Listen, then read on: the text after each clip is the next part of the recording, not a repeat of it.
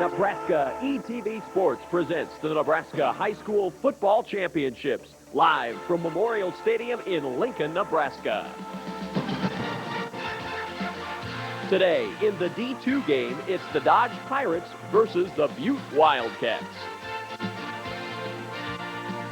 This Nebraska ETV Sports exclusive is made possible in part by Alltel, providers of long-distance, wireless, and internet services. Alltel, the power to simplify. And by U.S. Bank, a premier partner of the Nebraska School Activities Association. And a good morning to you, everyone. Welcome to Memorial Stadium and welcome to the 1999 State High School Football Championships. I'm Kevin Kugler, and we're sure excited to be here with you today and for the next several days as we bring you all 6 Nebraska State High School Football Championships. And we start off with a great one today in Class D2 between Butte and Dodge. For Dodge, coming to the state finals is old hat. This is their 5th trip in the last 6 seasons. And in their previous 4 trips, they're 4-0, so they've got this state finals thing down to a science. Now, for the Butte Wildcats, they're no stranger to state finals pressure either. They are the defending D2 state champions, and they're looking for 2 in a row here today at Memorial Stadium. Let me bring in my partner, Mr. Adrian Fiala. And Adrian, I know we're excited to be here, but those kids have got to be thrilled to be playing here at Memorial Stadium. Oh, absolutely, Kevin. You know, it's a time of their life down there on that football field. You mentioned that these teams have been here combined 9 times in the last 3 or 4 years. But again, it's always a great experience for these kids. They love to come here. And, you know, afterwards, when we see in the summertime, maybe some comments from people playing in all-star games, comments they make after the game, they say the highlight of their career is to play here at the University of Nebraska. And it's special this year because they're playing on the new field turf, and it's a great experience to do that. Oh, it's going to be a lot of fun today for these kids and for us as well. And when you look at these 2 teams, Adrian, they have similar concerns, really similar teams coming into today's game. You bet, Kevin. Both teams are concerned about speed and big plays. Both coaches have talked about that. They're concerned about the plays, the very plays that they make, while they're concerned about the other team making those plays. Ron Lund told me that they have to be very concerned about great speed. Well, the road to the playoffs for these 2 teams was a little bit different. Butte had to get a little bit of revenge on their way to the state championship. For Dodge, everything's been rolling together for them. You bet. They played against Chambers in the playoffs. Kevin had a 1-point loss earlier on in the year, came back in the playoffs, and then won against Chambers by a pretty good score. But both teams had relatively easy times in the playoffs, and Dodge came back and they won all 4 of their games, 25 points given up by the defense. So again, cruising through the playoffs, and they're ready to play in this final match. Well, it's going to be a lot of fun here today in the D2 state championship for Butte and Dodge. A lot on the line today, Adrian. These state championships are something special. You bet it is, Kevin. And everybody's going to be out there this afternoon giving their level best to win another state championship. It's been a few years now since they moved these state championships to Memorial Stadium, and to a man, every single player and coach that we've talked to loves coming to Lincoln to play. And why wouldn't you?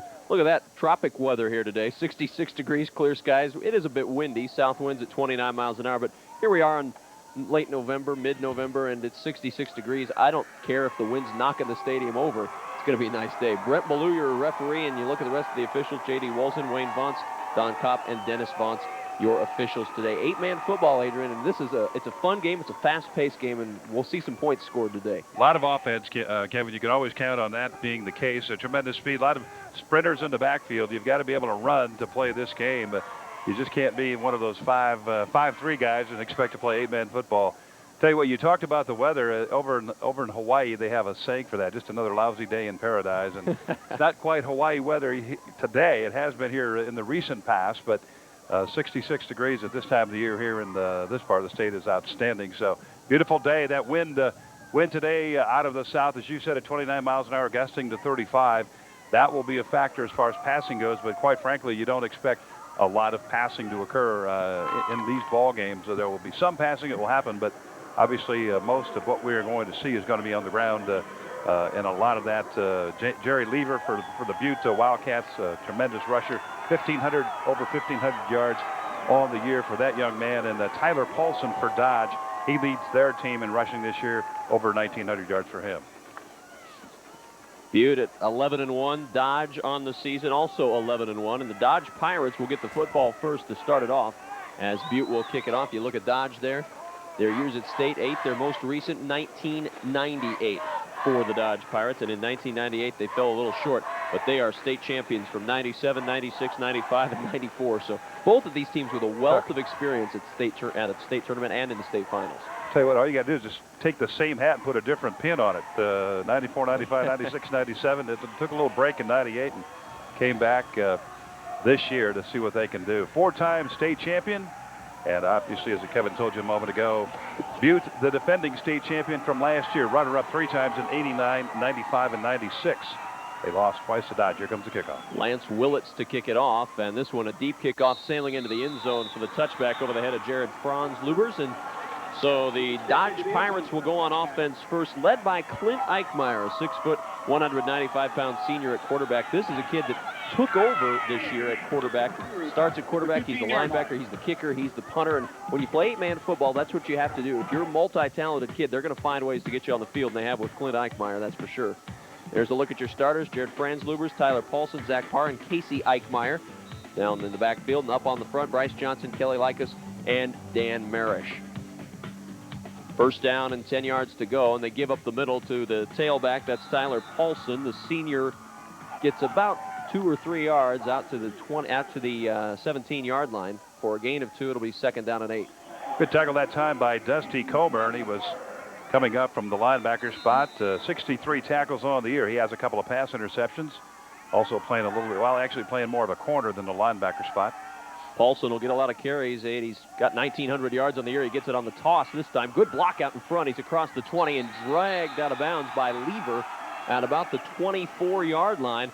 And that's going to be awfully close to a first down for the Dodge Pirates, probably about a yard shy. You talk about a good block. It was by Jared Franzlubers who put the block on the defender over there on the far side. And, man, I want to tell you, that was classic form for blocking. He just put the helmet right on the numbers and drove right straight through him and knocked the opponent, the defender, right back out of his shoes, quite frankly. Great block, Jared Franzlubers. Paulson's a tough runner, and you saw Lever. He had some problems dragging him out of bounds. Paulson kind of drug Lever out of bounds. 3rd down and 2, and they give it to the first back through. This is Franzlubers, and he's stacked up at about the 27-yard line. That'll be enough, though, for a Dodge first down. And Dodge is starting off the way they've gone all through the playoffs, Adrian. They have rolled through the playoffs. Look at the defense first, though, for the Butte Wildcats. Coburn, Lechtenberg, Lever, and Willits, the backs and linebackers. And for up front, it's Schrotland, Clausen, Ryman, and Woodruff for the Butte Wildcats defense. Butte in the maroon and white, blue and white for Dodge. And up the middle, the carry goes to Paulson, and Paulson drugged down by Cody Clausen after a pickup of about 2 yards to the 29-yard line. 2nd and 8 coming up. Well, you know, Kevin, when you have a couple of running backs like Tyler Paulson and Jared Franzlubers, both of these guys very active with the ball. Paulson getting obviously more carries than Franzlubers has this year. But they both rush for good averages. Franzlubers a 9.9 per carry average, and Paulson just over a 10 average. So you have that kind of ability to pick up yardage. It makes it pretty easy for your offense. How about a 10-yard per carry average for a running back? That's not bad. Split backs in the backfield. They'll run the option and the keeper for Eichmeyer. He doesn't get much. Good tackle in there made by Clark Woodruff, the junior defensive end, who snuck out there and stopped Eichmeyer after only a 1-yard gain. 3rd and 6 coming up for the Dodge Pirates. And look at it again.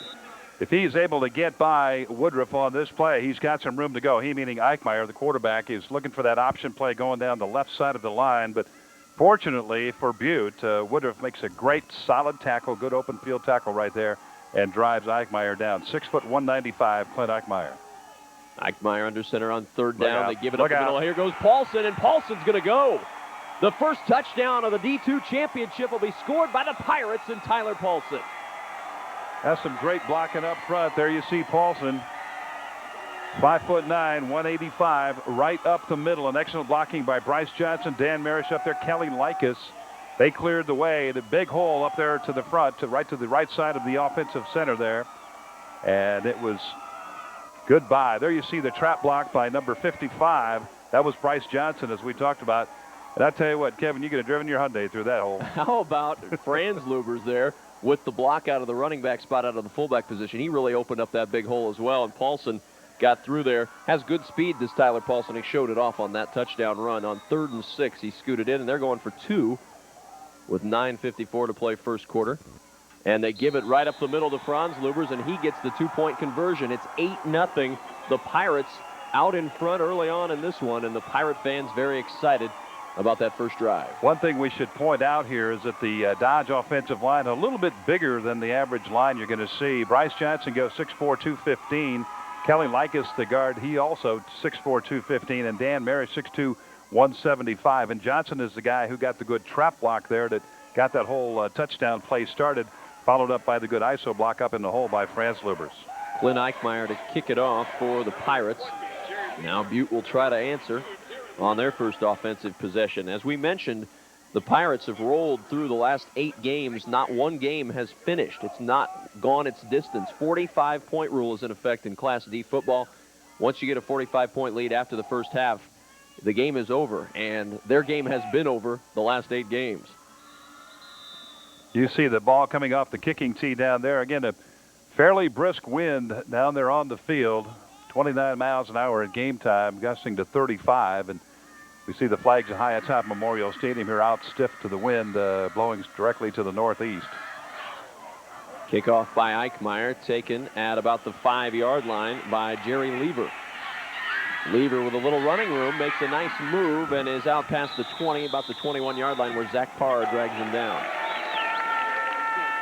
A little bit of razzle-dazzle on the kickoff play. You saw the fake reverse on the play, and sometimes here in this ball game, one time you're going to see that happen. You see part of the crowd here coming in. And a look at your starting lineup: Lechtenberg, Lever, Willits, Warnke, and Clausen for the Butte Wildcats in the backfield, and up front Nolan, Schroetland, and Woodruff. And the Wildcats set 1st and 10. They mark it right at the 20-yard line. Shorter field in 8-man football, so what is the 30 on the field is actually the 20 in play. And the handoff up the middle goes to Willits, and he moves it ahead about 7 yards to the 27-yard line. Eric Harms on the stop. That time linebackers for Dodge plugging on the play. Right linebacker coming across very quickly at the snap of the football. Ball goes up the middle, about an 8-yard gain on the play, make it 7-yard gain. 9:20 to go first quarter, 8-0. Dodge in the lead, Butte with their first possession. And they give it up the middle again to Willits, and Willits pushing his way toward the stick, and I think he's going to have a first down, Aid, after a 3-yard gain. Should be enough to get the sticks moving on first down, the first down for Butte. Look to me, forward progress would give them. Indeed it is. First down is signaled by the referee, Brent Ballou, here this afternoon. As this Butte team running kind of a counter up inside there. The offside back coming in to block, and then the running back running in behind him, and Willits showing some real tough running ability, some tough yards in there to pick up that first down. Willits with 244 yards rushing on the season, 58 carries during the year. He's already got 2 in the early going out of the I formation. They'll give it to the back, Jerry Lever, and Lever lunges forward for a gain of 2. Casey Eichmeyer on the stop. And a look at the Dodge Pirate defense: Parr, Eichmeyer, Tyler Paulson, and Jared Franz Lubers. Your backs and linebackers for the Dodge Pirates. And up front, Bryce Johnson, Dan Marish, Casey Eichmeyer, and Eric Harms.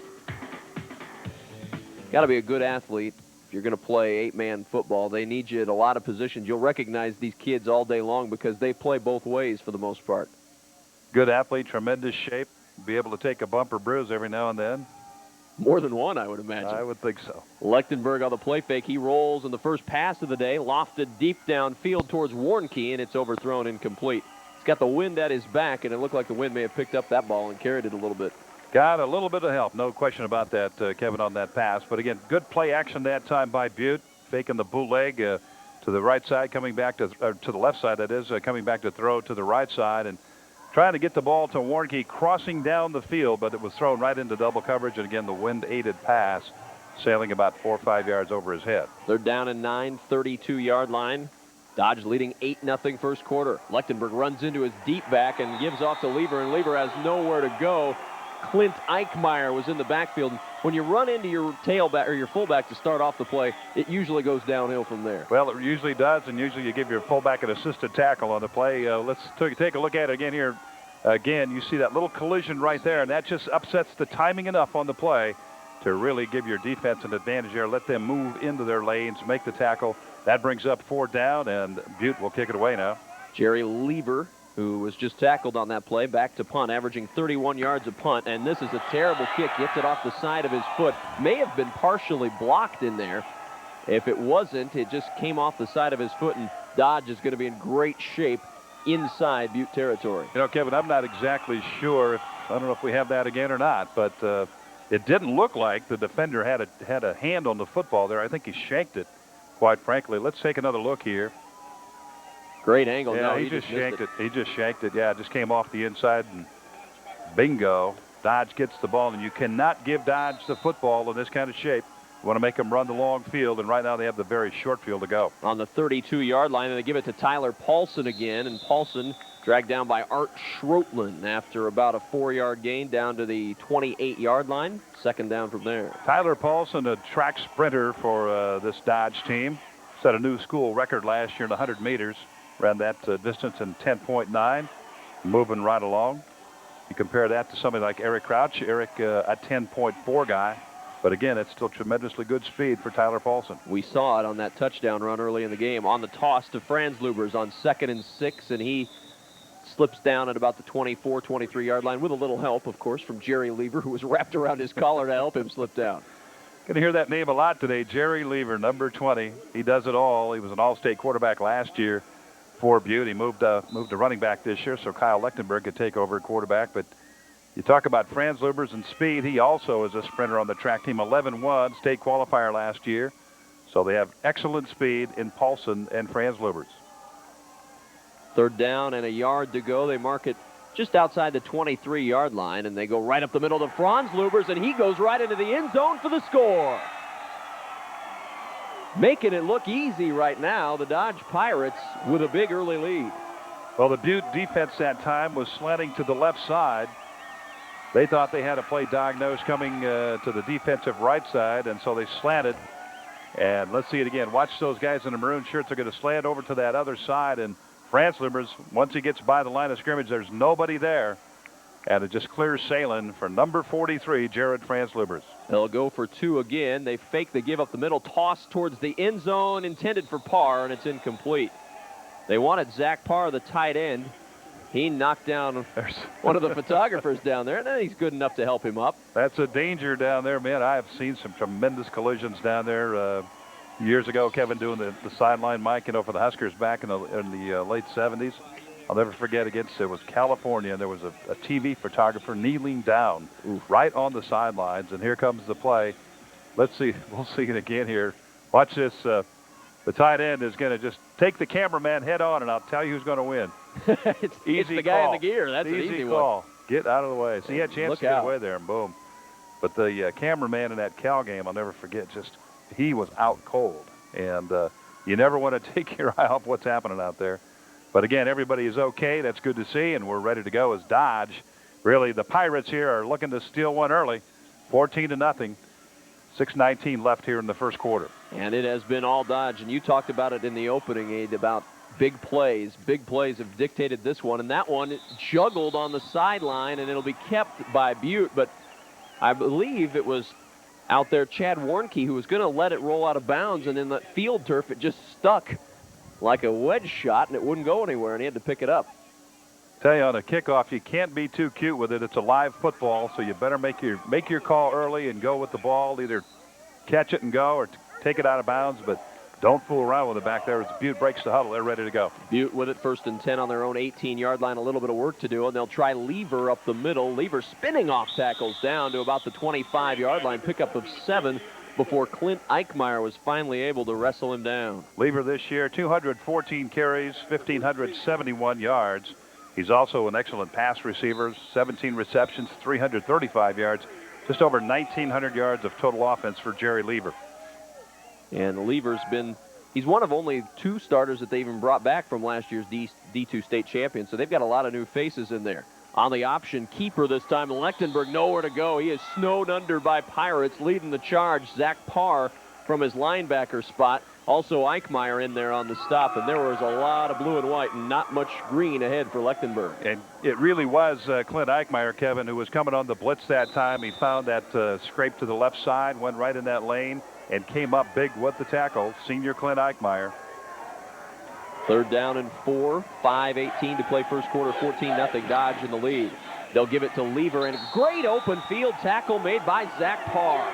saved a first down because Lever had some running room, but Parr got him in the open field right around the ankles, and Butte will have to punt it away. Linebacker showing tremendous quickness out there. First Eichmeyer on that previous play, and now Parr on this play.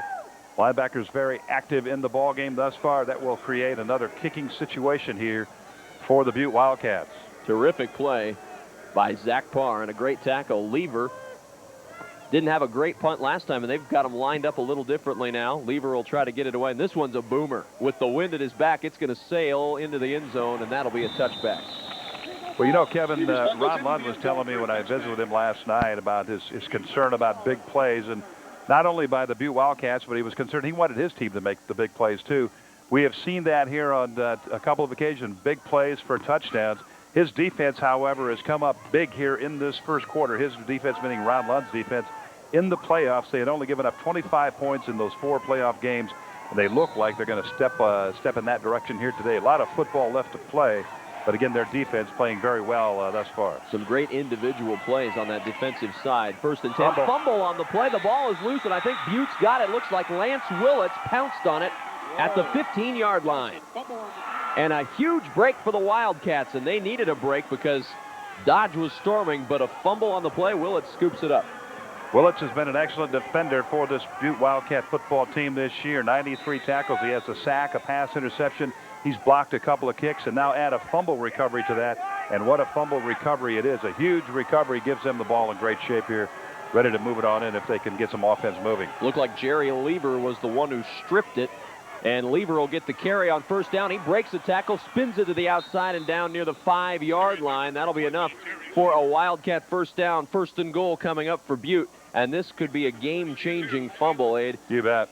I tell you what, again, Kevin, how many times have we seen it this year? All across the board in terms of what turnovers do. And now this fumble recovery by Willits gives his team an opportunity. They go right away out to the right side, toss sweep over there to the right side, and Tyler Paulson makes it a or a touchdown-saving tackle as the Wildcats now are at the line of scrimmage. First down and goal from the 5-yard line. Handoff up the middle to Lever, spins it outside. There's nowhere to go. A host of Pirates dragging him out of bounds. And Lever didn't have a whole lot of running room that time. Parr was out there and also spinning out on that play. I believe Clint Eichmeyer in on the tackle as well. Zach Parr leading the charge that time. He did not want to allow a touchdown. You see the blocking over there on the right side. Schroetlin and Clausen making the blocks, trying to get that young man, Jerry Lever, into the end zone. It'll be third down now. To check that second down. Dan Marish also in on the stop. Second down, they gave him a yard to the 4-yard line. Second and goal from the 4. They fake the toss, throw towards the end zone. Touchdown. Touchdown, Butte Wildcats, and number 38, Chad Warnke. Excellent execution that time by the Butte Wildcats. And again, you see what that fumble down there in Dodge territory did for the Dodge Pirates. It created the scoring opportunity and the score for the Butte Wildcats. A good play action that time. Lechtenberg faking that toss to the right side, takes 2 steps back and finds his receiver right at the goal line. And that was Warnke, and he's had 24 receptions, make it 25 now.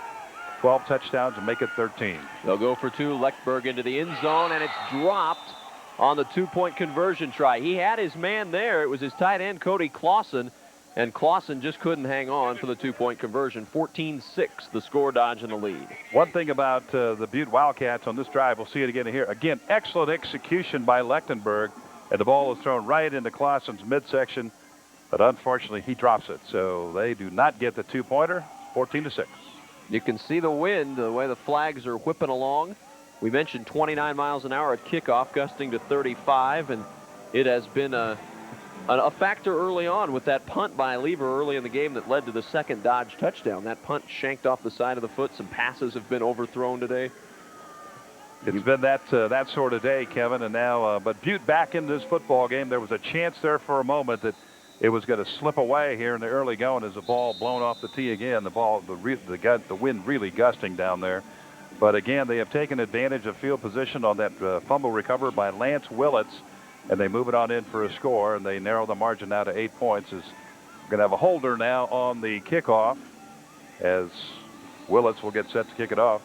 Willits with the wind at his back. Gets off a line drive kick through the end zone and into the stands almost. And Willits booming that one off, and it'll be out to the 15-yard line where the Dodge Pirates will start 1st and 10.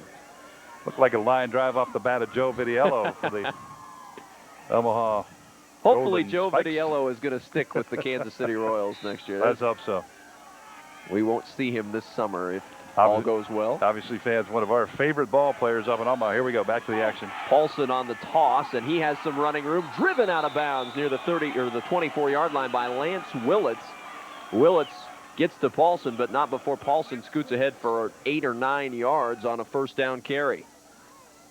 And a good job of blocking up front again by these Pirates. Zach Parr over there, Bryce Johnson, Dan Marish, Kelly Likas on the right side. That play went left, but those guys on the left side, or check at the right side. It is 2nd and 2, 23-yard line. Still 3:23 to play in the 1st quarter, and to throw. Back is Eichmeyer. He's got his man out there near the 30-yard line. It's Zach Parr, and drugged down by Dusty Coburn at the 29-yard line. It's enough for a Dodge 1st down. Nice little route that time by Zach Parr, 6 foot, 190 pounds. 13th reception on the year. Prior to that reception, 236 yards. See it here again. A good play action that time by Eichmeyer, and he just lays it out there. Parr waiting for the football. Nice fingertip grab right up around the helmet. Not a chance to turn around and go with it. Here's the play. Paulson up the middle on 1st down and across the 35-yard line down near the 37. Clausen on the tackle again. Cody Clausen's been active from that defensive line spot, and of course Paulson's been active from that running back spot. Yeah, Clausen probably would just assume that he not be so active as Paulson. Paulson has really been a major workhorse again. Watch the yards after contact here. He's hit right there, and he picks up about really at about another 5 yards right after he gets hit that first time. Good tough run by Tyler Paulson. Franz Lubers breaks through the initial contact and has a lot of running room down near the 25-yard line of Butte. Coburn and Lechtenberg finally caught up with him. But once you get past that initial line in 8-man football, Adrian, there's not a lot back there. Yeah, you better be ready to go. You better be ready to turn the jets on because it could be 60 days to the race. Look at this right here. See how tight those linebackers are? And good block right there. I'm not sorry to get the number of the guy who's making that block. Probably was Danny Marish, I would suspect. But once you get by those linebackers playing that tight, you're going to get going. 1st and 10, 24-yard line. 2:15 to play 1st quarter. They'll run the option to the left side. The toss to Paulson. Paulson gets a great block out in front, and he dives over the 10-yard line. Coburn trips him up and makes the touchdown-saving tackle at the 8. Again, so well executed. The Dodge Pirates coming out today and really running the football and executing as well as you can run it. Look at this right here. Waiting, optioning off the end right there. That's 48 Woodruff. And then, boom, he's off to the races. Oh, man, just a shoe-top tackle. Coburn, a shoe-top tackle. He doesn't make that tackle off the shoe-tops. It's 6. 1st and goal from the 8. Paulson gets the carry. Stutter step in the backfield, but he's got all kinds of problems as Wildcats surround him. A whole host of them. Lever and Ryman eventually brought him down, but first contact in the backfield from Stroutland and Willits. They were right there when he got the handoff. And again, this Dodge Pirate football team, their execution exceedingly well today, doing it very, very well on the field. They're about 7 yards away from a touchdown here. They lead at 14-6 in the waning moments of the 1st quarter. Franz Lubers up the middle, but before this play gets going, our first look at Brent Ballou, our official today, as flags fly. And that's going to be a false start against the Dodge Pirates. So the first problem of the day, really, other than the fumble for the Dodge Pirates. It's going to cost them 5 yards. Move it back here as you see them mark it off, and Ballou showing the procedure penalty. But again, the Butte Wildcat linebackers playing up there very, very tight. And it's no secret that once you get by, it's tough to see up there, first of all, when you're that tight. And if somebody comes at you and makes a good block, there's just no way you can defend against it as they get set to go again. Kevin, here we go. 2nd and goal on the 12. They toss it to Paulson. Paulson breaks one tackle towards the end zone. Touchdown again for the Pirates. This kid's hard to bring down. Tremendous speed, very good balance and ability and quickness. Tyler Paulson, just 5'9", 185, but man, can he go. And watch it here again as takes the toss from Eichmeyer. And look at that hole right there, just a huge hole. And there's an attempted tackle. I think that was that Darren Lee? Andy Burt was the last guy to get a glove on him, and he couldn't hang on either. Looked like Darren Lever. Maybe Kenny Ryman over there to try to make that tackle, number 28. It was a number in the 20s over there. But no chance at all as Paulson goes right over him in for 6. They'll try for 2 yet again. Eichmeyer will keep on the option this time, dives into the end zone. The 2-point conversion is good, but there is a flag down just a couple of yards outside the end zone. Let's wait and see what this one is. It's going to be a hold against the Dodge Pirates, so don't put that 2 on the board just yet. 1:06 to play first quarter. I've been real impressed with Dodge here in this first quarter. They have done almost everything right on the ground. That rushing attack is very solid for these Pirates. Well, offensively, really their execution, Kevin, has been tremendous. Defensively, they have played very well. See the play again here as Eichmeyer takes it just straight quarterback around the end.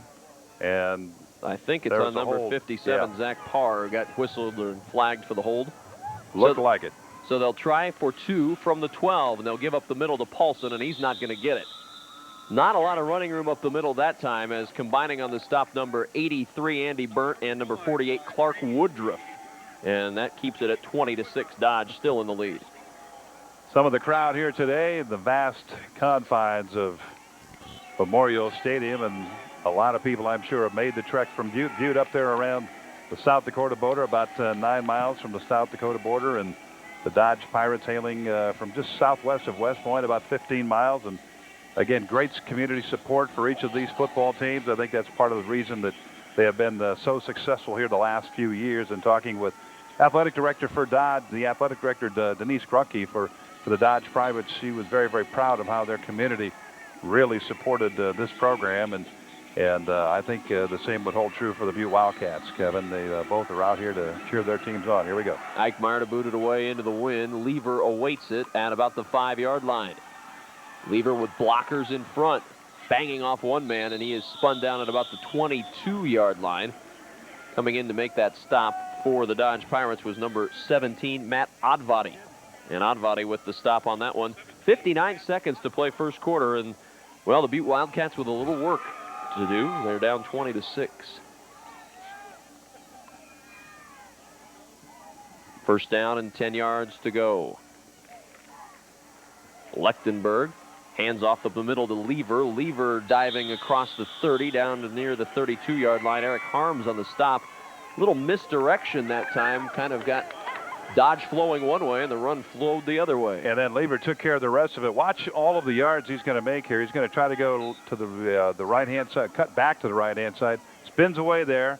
Missed tackle right there, and boom, he picks up about 4 more after that. So, again, Lever creating some yardage after being hit that first time. Here's the play. Second down and a yard to go from the 32. They'll go right up the middle, and there's not a lot of running room in there, but enough for a first down for Lance Willits as he pushes it near the 33-yard line.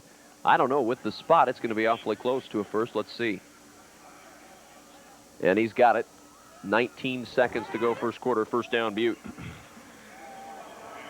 Both of these coaches, talking with them this week, both talked about what a thrill it is to come to Memorial Stadium. These coaches have both coached in when the state championships were played still on home school sites, and they say, you know, there's just nothing that beats the thrill of coming to play where the Huskers play. And for these kids, a lot of them, as you mentioned, this is the only time they ever get the chance to play at Memorial Stadium, and it's a lot of fun. It is, Kevin, and we'll talk about that after this play here. First down and 10, 33-yard line for Butte.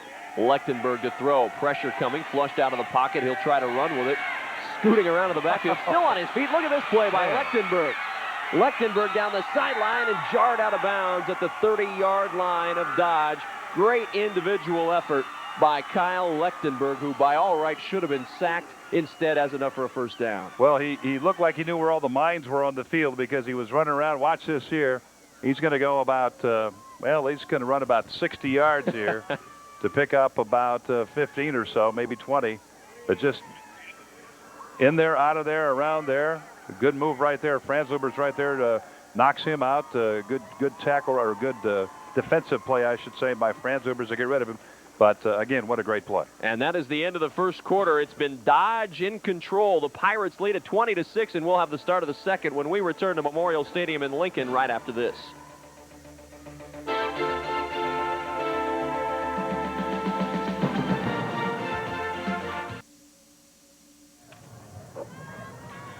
Along with Adrian Fiala, I'm Kevin Kugler. We're at Memorial Stadium in Lincoln, Nebraska. You've heard of breakfast at Wimbledon. This is breakfast at Memorial Stadium, maybe brunch at Memorial Stadium. We're getting closer to the noon hour.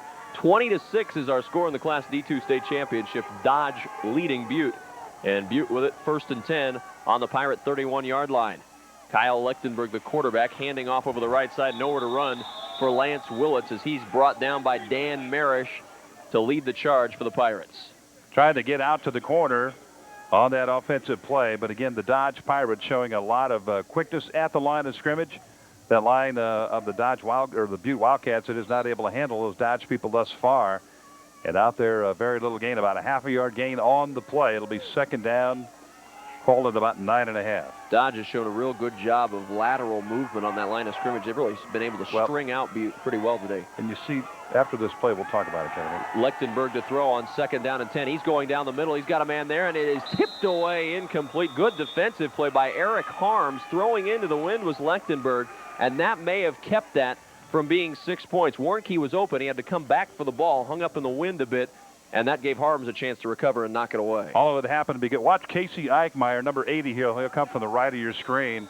See him right there coming, and the quarterback understands what's happening to his left as Eichmeyer puts the pressure on and almost creates that pass interception right there. Good job. Casey Eichmeyer, Jr., 5'10", 165. He leads his team with 8 sacks this year. Almost had number 9 right there. Yeah, very close. 3rd down and 10, 31-yard line. And a big play for the Butte Wildcats as they trail 20-6. Lechtenberg to throw again.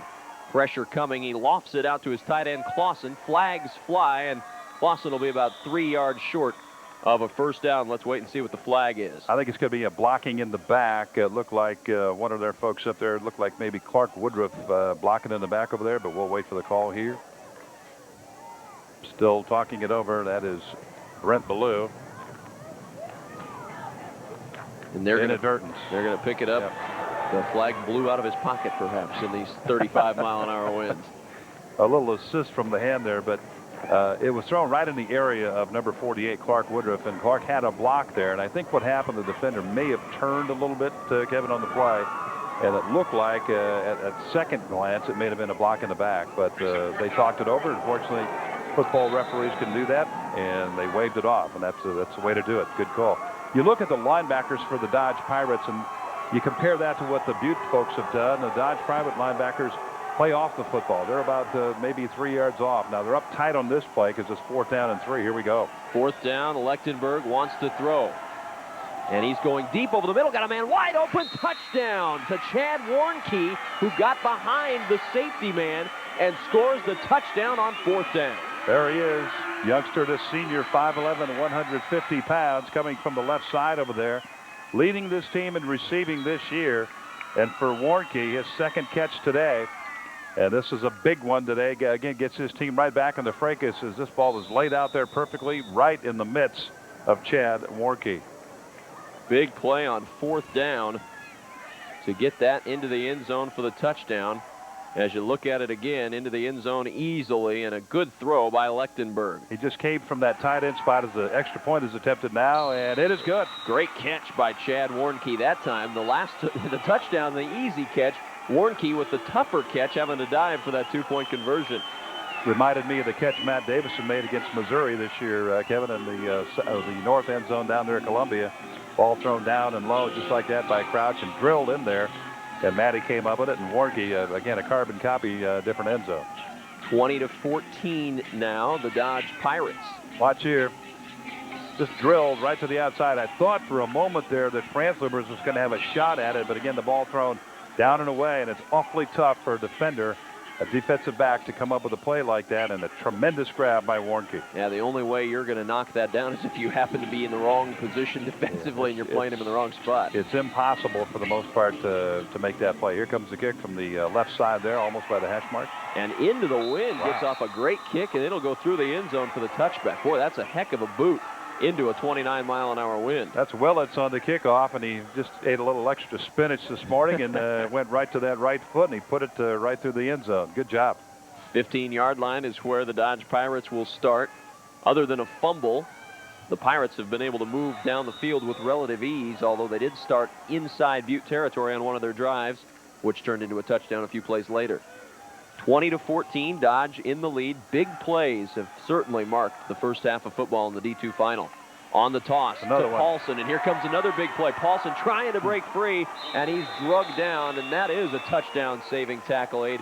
Number 14, Kyle Lechtenberg, the quarterback/DB, saved a touchdown there for Butte. But that offensive line for Dodge is really handling things up front, Kevin. And that time, I think if Paulson when he looks at the film, takes a look at maybe where he should have gone on the play, he should have probably gone out to the right side. It was open, clear sailing that way, and with his speed, he could have run from everybody, but he elected to take it left, and, the maroon shirts caught up with it.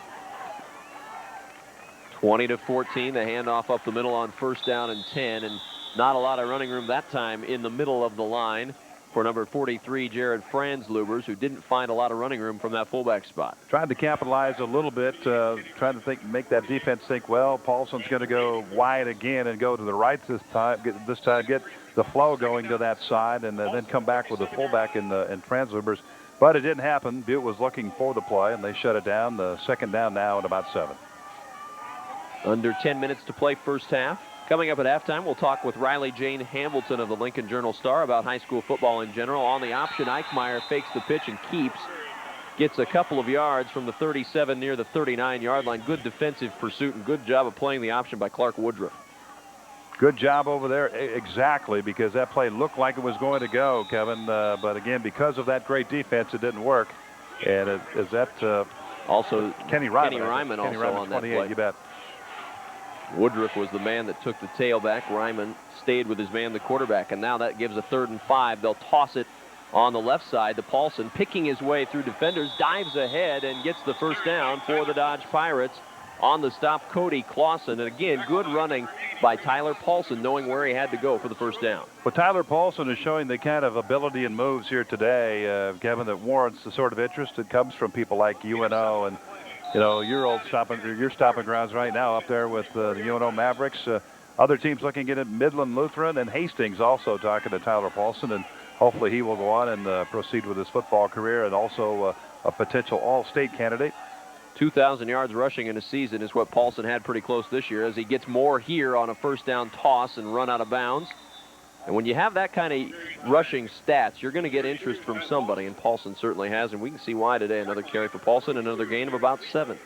He just keeps good balance. That time he used the hand, the left arm that time to keep the balance and stay on his feet and pick up another 2 or 3 yards going down the sideline over there and make it 2nd down and about 3 now. It could have been 2nd down and 5, but now it's about 2nd down and 3 because of that ability just to stay on his feet as they break the huddle. And an official's timeout right now as Brent Ballou sees something he wants to correct and now ready to go. 2nd and 3 for the Pirates, leading 20-14 and threatening again. Eichmeyer to throw, lofting it toward the end zone. He's got a man out there. It's Franzlubers, and he just underthrew that ball. Franzlubers was open, and if he gets it to him in stride, it's an easy 6, and just underthrew it a bit. You would think with that wind at his back that he would be able to get it out there, but the ball really skied on him. I think maybe the wind got up underneath it, Kevin, and kept it up and then just held it and brought it right down. But the defensive back there beat on the play, but again, the ball just underthrown. The ball would have been thrown on stride. Here you see it again as he delivers the football. See how it just kind of hangs up and then wobbles and boom. Looked like number 22 right there, Darren Lever, on the coverage. Handoff up the middle on 3rd and 3 to Paulson. And again, Paulson, great balance, stepping through there, and the ball came loose, but the officials are saying down by contact, and it's going to be awfully close to another first down on a 3rd and 3 for the Dodge Pirates. Quarterback out there, Clint Eichmeyer, signaling to the bench. We're a little bit short, Coach. And are they? I believe they are. It'll be 4th down and inches to go as Eichmeyer staring over at head coach Ron Lund, trying to pick up a play. I think I know what I'd do. Yeah, absolutely. His name is Paulson. Absolutely. Number 32. Of course, put your money on him to get the call here. Eichmeyer big enough. He can take it. He'll probably make a half a yard here. Yep, there he goes. Right up the middle, and he's going to score the touchdown. Good call, Adrian Fiala, and good run, Clint Eichmeyer, for the score. Well, everybody thinking perhaps Paulson's going to be the guy, and again, nobody there for the Butte Wildcats once he steps across the line of scrimmage, and it was clear sailing from there. But Clint Eichmeyer, tremendous athlete in his own right. See it again, ground level. He is a big guy to bring down. 6 foot, 195. You cannot look at the hips and the thighs right there on this young man. You cannot bring him down with an arm tackle. Look at it again here. Right there, just not even a chance. It was just a glance of a hand off that left thigh pad. Here goes for 2. 26-14, and Paulson will sneak into the end zone for 2 more. 28-14. The Dodge Pirates, who have scored as many as 82 points in a game this year, and they're on pace for another big scoring day today, leading 28-14. You wanted offense? We got offense. Great to see. But these are the kind of games that happen. Again, when you're talking 8-man football, very rarely do you see the defensive battles that ensue in the upper classes. But that's good. I mean, it gives everybody a chance to get out and go and show the speed and ability and all the other things. As you look at Franz Lubbers right there, playing a whale of a football game out of that fullback spot. Good blocking out there, playing good defense for this team. Paulson the same thing as the Pirates get set to kick it away here. Dodge Pirates in the Cornhusker Conference. Their conference had a great year this year. Out of 8 teams in the playoffs, 4 came from their conference. The only problem was they all met in the first round, so that sort of knocked everybody apart there in the first round. But again, 4 of 8 teams out of their conference made the playoffs. Eichmeyer's kick will make the end zone and off of the upright. Banging off the upright, and it'll still come out to the 15 despite his accuracy there off the upright. And the Butte Wildcats with some work to do again, trailing by 2 touchdowns. Those conferences in the state of Nebraska in various sports are set up kind of odd, and that's one of them where you've got a lot of great teams all in the same conference. They end up knocking each other off, and you don't get a chance to get too many representatives in towards the end. For the Wildcats on 1st down and 10 from their own 15-yard line, trailing 28-14. They'll give it up the middle to Lever, and Lever with nowhere to go, wrapped up at the line of scrimmage. In there on the stop, Bryce Johnson from that nose tackle spot, I think got him around the ankles, Abe. He led the flow that time. He was on the ball. Right off the snap of the ball, he was moving, Kevin, and he led the flow. He stacked it all up in there. Nowhere for that running back to go. He had to step over him. He kind of tripped over that shoulder pad, but he led the charge. You're right. 2nd and 10, 15-yard line for the Butte Wildcats. And Lechtenberg will throw.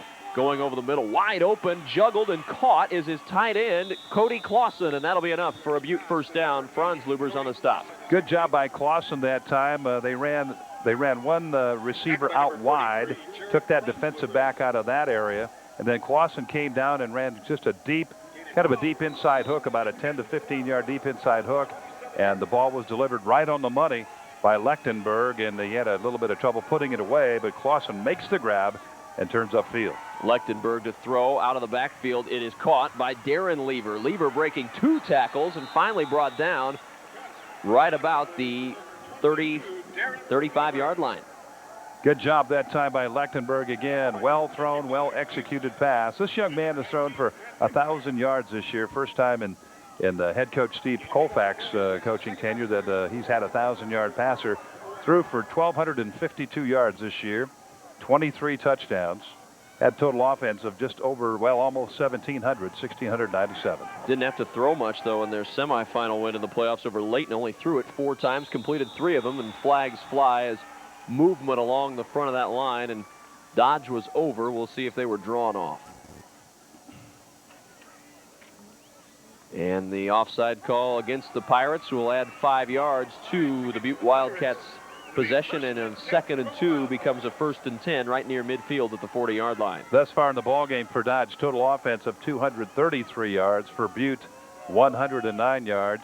Dodge's run, Kevin, for 227 yards today. And, thus far. And for the Dodge Pirates, on 3rd and 4th down combined, 5 out of 6. It's a pretty good percentage. You can live with that. I think so. I think Dodge will take that and go home happy with that. A lot of coaches will smile about that one. Lechtenberg will try a quarterback sneak of his own, and he's got a running room as well. Brought down inside the 30-yard line by number 80, Casey Eichmeyer, who finally caught up with the junior quarterback. Well, the one thing you have to remember about the Butte Wildcats, they will not quit at all.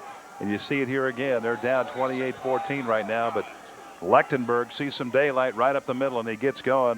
Tackle there, attempted tackle by Zach Parr, 57. He runs out of that. And again, these guys have been to the state championship or state qualifiers 13 times. They know from experience what it takes to win, and they're staying right after it. Good pursuit right there by the Dodge Pirates. However, good defensive job by a host of white-shirted tacklers. Tyler Paulson collapsing on Jerry Lever, and Lever gets a minimal gain just out to the 25-yard line. They'll give him 2 yards, and it'll be 2nd down and 8 for the Wildcats, who trail 28-14, 5:45 and counting to play first half. And the Wildcats trying to punch another one into the end zone here. Stack the eye behind Lechtenberg, and he will throw. Going towards the end zone, he's got Warnke down there. Warnke's got it into the end zone. Touchdown, Butte. And what a beautiful route and a beautiful throw that was. Doesn't get any better than that. I think it was Franzlubers over there on the coverage, but Warnke taking Franzlubers down the field. Warnke is on the other side over there. He's going to take him down the field, and then it's a corner post route. So he's throwing the football right for that corner post. And I tell you what, that's about as pretty a play as you're going to see. That was tremendous. That was absolutely tremendous. Great job.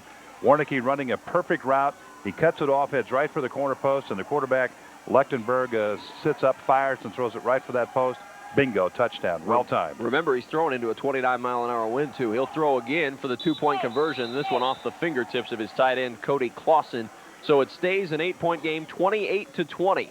Dodge in the lead with 5:31 to play in this second quarter. And I think we are seeing just what kind of a game this is going to be. In this first half, we've seen 48 points scored. Combined offensive, well, near 400 yards now between the two teams, and it's going to be a high-scoring shootout today. I think my computer's going to need a little more memory today. You brought one legal pad, and you're going to need about 3 to keep the stats in this one. But I want to tell you what, I was very, very impressed with that last touchdown pass. Jared Franzluber's on the coverage, and he was a little disappointed he couldn't make the play, but that was so well timed and so well thrown that it was just almost impossible for him to get there. Here comes the kickoff. Franzluber's was in good position defensively, too. It was just a perfectly thrown ball. And speaking of Franzluber's, he's got it across the 20 to the 25 and banged out of bounds near the 30-yard line. Knocked out of bounds by Willits, and then he had a little collision a little bit later on. I believe it was with number 83, Andy Burnt, as they came up near the 30-yard line. Well, Franzlubers is a young man who is 6 foot and 195 pounds, and he can move, as we talked about before. He also tested number 1. He came to a Big Red football camp here, Kevin, and he tested number 1 in all the drills. So the guy has some excellent ability, and let's hope that he can carry it on into the collegiate level. First down and 10, 30-yard line for the Dodge Pirates. And Clint Eichmeyer, the quarterback. Up the middle they go to Paulson. His number called again, and Paulson delivers about a 5-yard gain on first down. And Jared probably will do that, but not for another year. He's only a junior. He's got some time to work on it here, and he is doing well right now. But, boy, you give him another year to go, and he's going to be tremendous. For the Pirates, they will lose the inside of their offensive line after today's game, and their quarterback and also their star running back, Tyler Paulson. But with Jared Franzlubers in the lineup next year, along with Casey Eichmeyer and Zach Parr, things would look pretty good. And there's Franzlubers on the carry on 2nd and 5, and out of bounds he goes near the 35-yard line of Butte. That's a first down. Andy Burnt wrestling him out of bounds for a first down. Good job by Franzlubers to set up the blocking. Watch him set it up here. He's going to wait. Going to get out there. He's going to wait till his teammate out there, Bryce Johnson, comes, sets it up. See how you can make additional yardage off just waiting for the blockers. An inexperienced back sometimes will want to take it and just go, thinking he can outrun everybody. But that time he waited for his blocking. He waited for Bryce Johnson to come out, lead the convoy upfield, and then make the cut and go pick up about another 4, 5, maybe 6 yards after that block from Johnson. First and 10, 35-yard line of Butte. On the option, the toss goes to Paulson, and Paulson is knocked out of bounds near the 30-yard line. Another gain of 5, Jerry Lever on the stop. They're chewing up yardage in 5-yard chunks. If you can get 5 yards per play, you're doing awfully well. Yeah, absolutely, and they're working both sides of the field, letting everybody on the other side share the pain, no doubt about it. Go right, that's awfully go left. democratic of them. Well, thank you, but at any rate, going right, going left, going up the middle. So, again, the Butte Wildcats not sure exactly where the next attack will come from the Dodge Pirates. 2nd and 5 on the 30. The attack comes up the middle, but flags fly, and the play stops before anything else can happen. I didn't know you're so politically inclined. Oh, well, every once in a while, my true colors show. They'll back it up 5 yards. It'll be 2nd and 10 for the Pirates. You know, you got to intersperse a little something for everyone. This is public television, after all. And absolutely. You've got sports, political, slant. We'll do it all here. We cut a wide swath in the second half. Society. In the second half, we'll talk in British accents, and maybe it'll be a Britcom. 4.5 minutes to go in the first half. Very good at sports, you know. Well, maybe we'll stay with our own. And flags fly again, giving us more time to inject our own special brand of humor. The officials with another false start call. Oh, no, offside. I think it's going the other way this time. Butte. So we go back the other way for another 5 yards, and we're right back where we started. 2nd and 5 from the 35-yard line. Just pretend none of that ever happened. I feel like I'm hearing the Jeopardy music in the background right now. Well, if Alex Trebek walks in, we've got another topic of conversation for you. 253 yards of offense for the Dodge Pirates. Look at this. Well, there's the guy. There's some dedicated fans. He saw his shadow and came to the game. You know, though, here's the thing. Usually people are crazy for that. That's probably comfortable today. It's almost 70 degrees out there. Absolutely. There were times when that guy, if he was doing that, he'd be frozen stiff right now. Wouldn't have needed to use the blue paint. 2nd and 5, Paulson on the toss, and he'll carry it down to about the 23-yard line. Dusty Coburn on the stop. I tell you what, though, it's all in good-natured fun, and, you know, you keep it within the limits that you need to keep it, and it's all great stuff. As you see, the toss sweep right here, and you saw Paulson looking, trying to figure out where that hole's going to be, and then cuts it upfield, trying to use that great speed that he has, picks up a first down for his teammates, and they are again on the move towards a touchdown here. Coburn on that tackle. He's only one of 2 defensive starters that doesn't also start on offense, so he specializes in defense. They give on the delay up the middle to Franzlubers, and there's not a lot of running room in there that time. Good job by Art Schroetland from the defensive guard spot. He got a hold of Franzlubers, and he wasn't going to let him go. Only a gain of about a yard on the play. 2nd and 9 coming up. Schroetland has been an excellent defender for this Butte Wildcat team all year, as you see instruction being given right there to Lance Willits.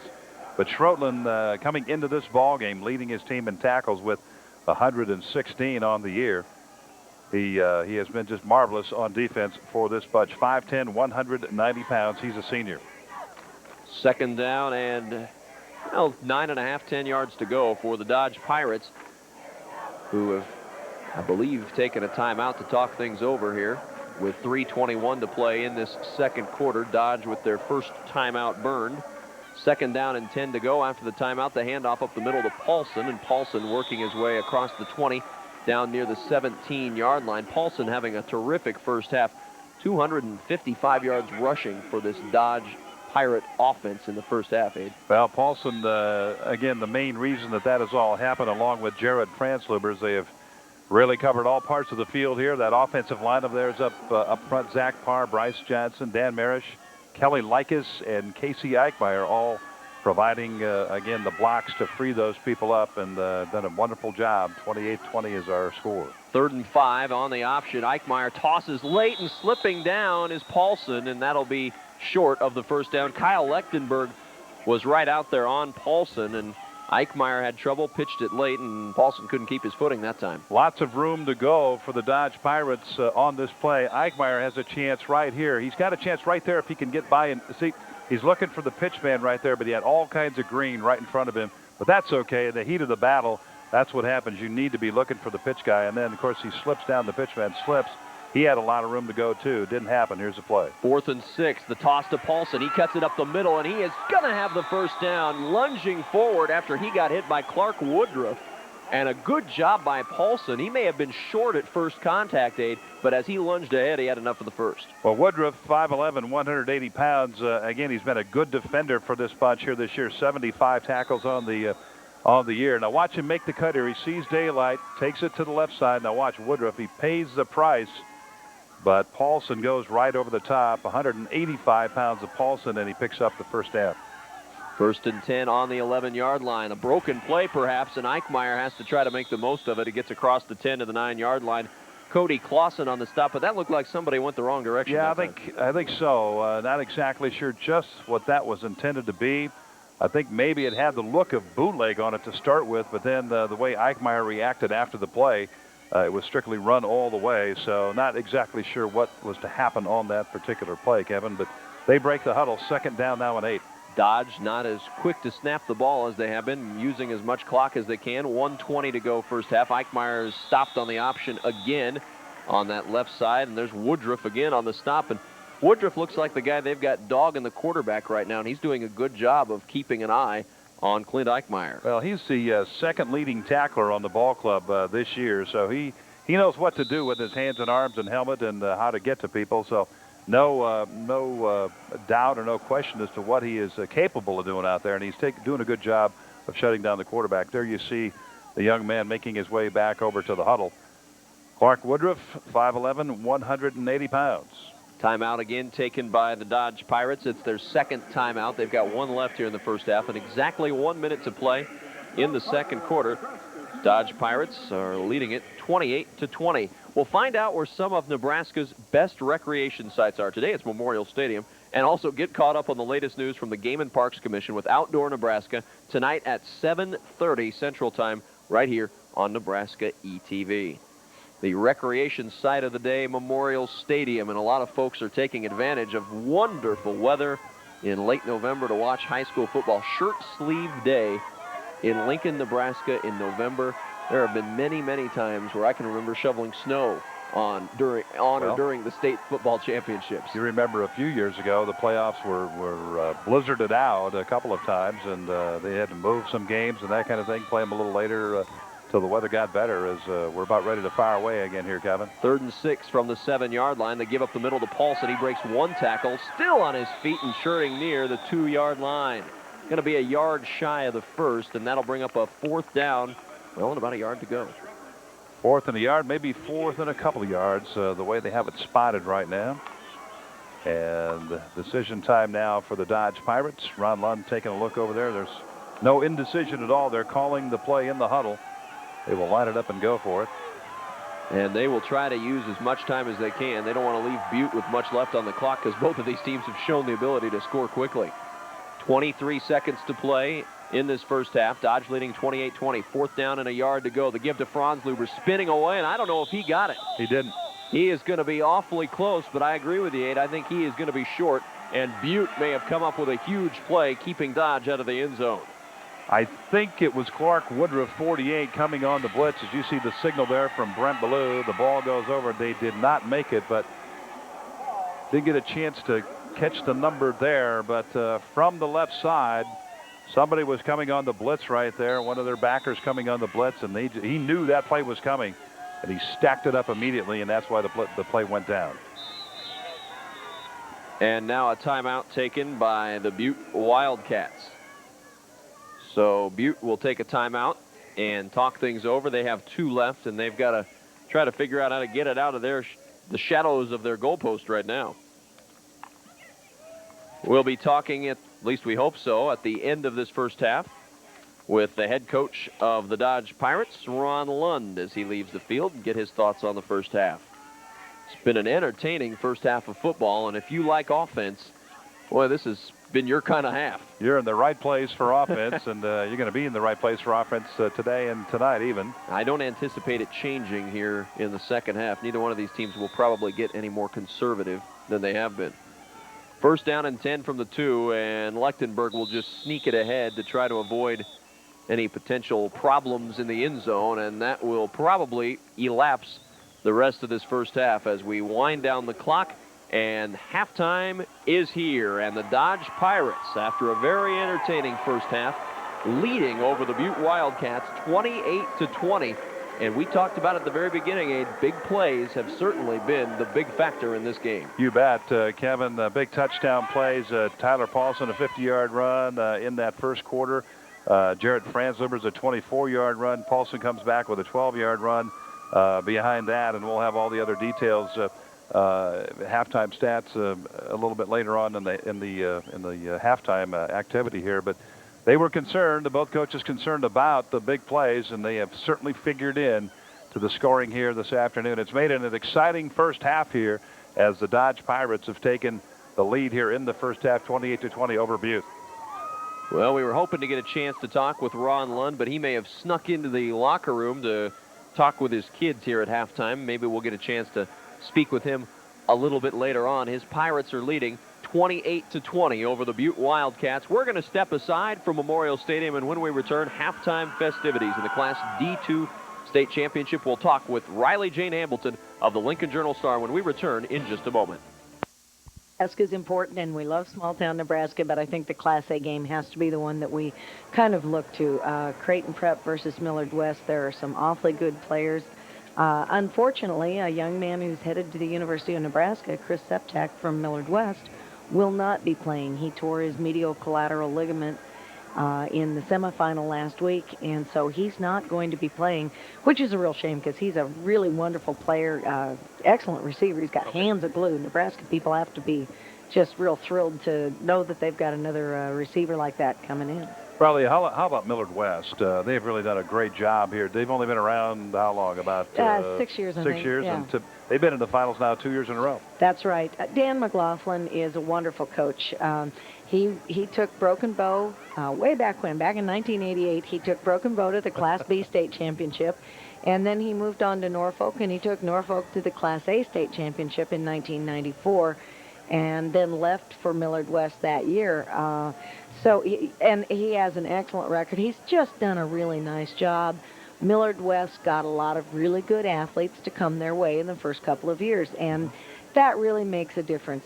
They were able to start with a very large freshman and sophomore class, just a few juniors and seniors the first year.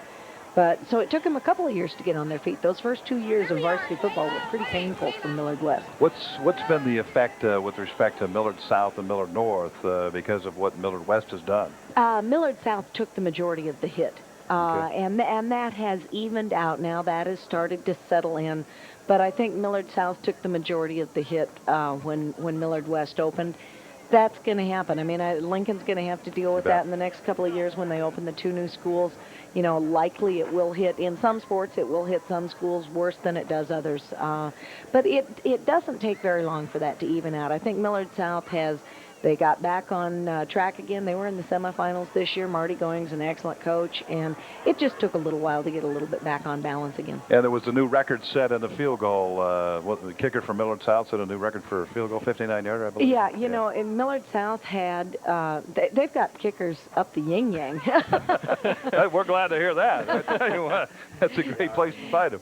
Well, they have kickers. They've always had kickers. The Millard South kicker held the state record, held the state playoff record, and now holds the state and playoff record. So it's kind of neat to see. And I talked to Marty Going a little bit about that, and he said, yeah, we spend a lot of time with our kickers. You know, they get the soccer, some of the soccer players out there, and he said when they first come out, all they want to do is kick, and then by the middle of the year, they're starting to ask to be in on some of the practice plays, some of the real practice, and want to be in on fakes and stuff like that. So they really become a part of the football program, and it's been beneficial to Millard South. So there's more to it than just I kicked the ball. I kicked the ball. All right, okay. Well, while we've got Riley Jane up here, we want to get her in the color commentator chair as well, do a little co-color commentary as we take a look at some highlights from the first half and a chance again to watch Clint Eichmeyer on this quarterback sneak. He's a fun athlete to watch. He sure is. You know, and that was awfully nice, but there was not a soul over the ball. He had the touchdown by the time he was 1 yard past the line of scrimmage. And here comes the Wildcats score. Lechtenberg with just a beautiful throw this time into the wind too to Chad Warnke. Oh, he's thrown well all day long. Actually, he threw better in the second quarter when he was going into the wind. Watch this one though. This is the best. This is that little This slant? is the best. This is the corner post. Oh, the right corner here. one. Okay. Yeah, look at this, right at the corner Isn't post. that pretty? And I mean, it doesn't get any better than that. No, Let me tell you. that was it nice. really doesn't. They threw the little slant for the two-point conversion, which is nice. Once again, a real nice pass. Put it where he had to for his teammate to catch it, and nobody else. That's always good to see. Well, it's certainly been an exciting first half. 28-20, the score. The Dodge Pirates leading over the Butte Wildcats. Riley Jane Hamilton of the Lincoln Journal-Star. Thanks for stopping by. Sure, it's always a pleasure to be with you guys. Well, we appreciate it as well. Dodge leading by 8. We'll have more from Memorial Stadium at halftime in just a moment.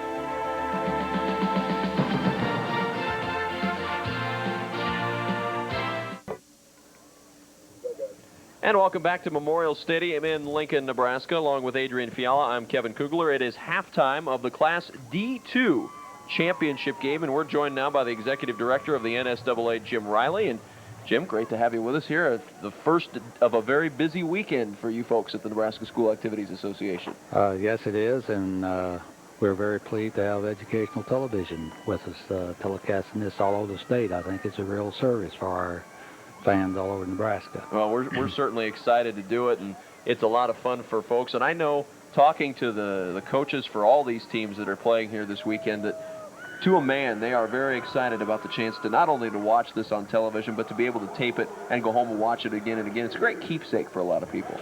Yes, it is, and you know, it'll get more value as these players get older. Only one thing bad about those tapes, they can't lie. You know, 20 years from now, they put it on the tape and they can actually see what happened. Well, when you're telling your kids about it, that's why you just don't get the VCR out. Jim, you just may have given us a new opportunity here. Right. That's right.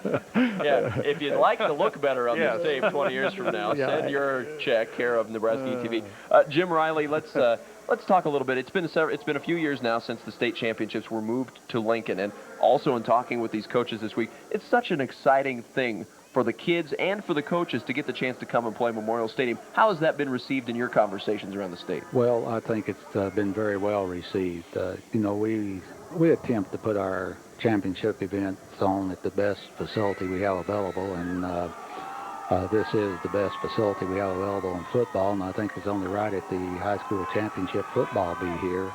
And I think the atmosphere, the fact that they get to go down and play on the same field at the University of Nebraska and all the other great universities in the Big 12 play on is a real bonus for these young men.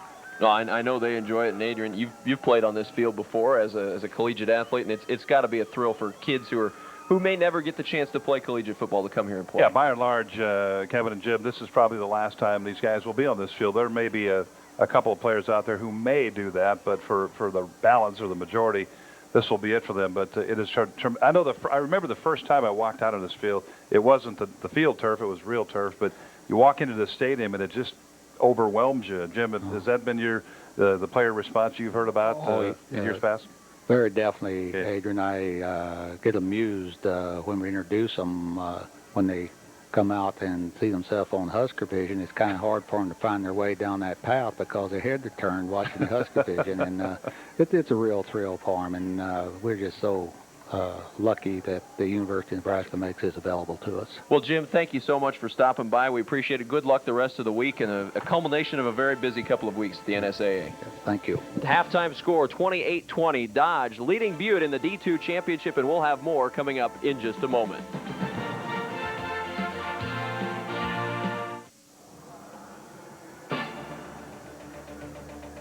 Nebraska State High School Football Championships are brought to you in part by Alltel, providers of long-distance, wireless, and internet services. Alltel, the power to simplify.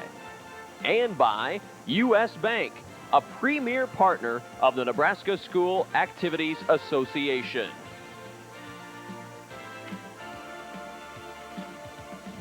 And we have the home coach, the Butte Wildcats head coach, down on the sidelines. It is Steve Kolfak joining us. And, Coach, your impressions of the first half, down by 8 here at halftime? Not much defense tonight, or today, but I guess I thought maybe that might be a possibility. Both offenses are very good. We're struggling to run the ball, so I think we'll probably try to keep passing a little bit, but we got to somehow slow their running game down. Steve, Adrian Fiala up here. I just want to ask you, your linebackers are playing very tight today. Reason for that? It's just kind of the way we normally do. We try to get them before they get started, and we're just not we're not flowing to the ball well enough, and but our defensive line's getting pushed back a little bit. Maybe it just looks like it's pushed back, or they're tight because their line's getting pushed back too much. Will you loosen your backers up in the second half at all? Well, we're gonna switch to that defense we did it there at the end, so it's kind of a different defense. We don't use it very much, only on desperation times, and this might be desperation times. Coach Kolfak, good luck in the second half. Okay, thank you. Steve Kolfak, the head coach of the Butte Wildcats.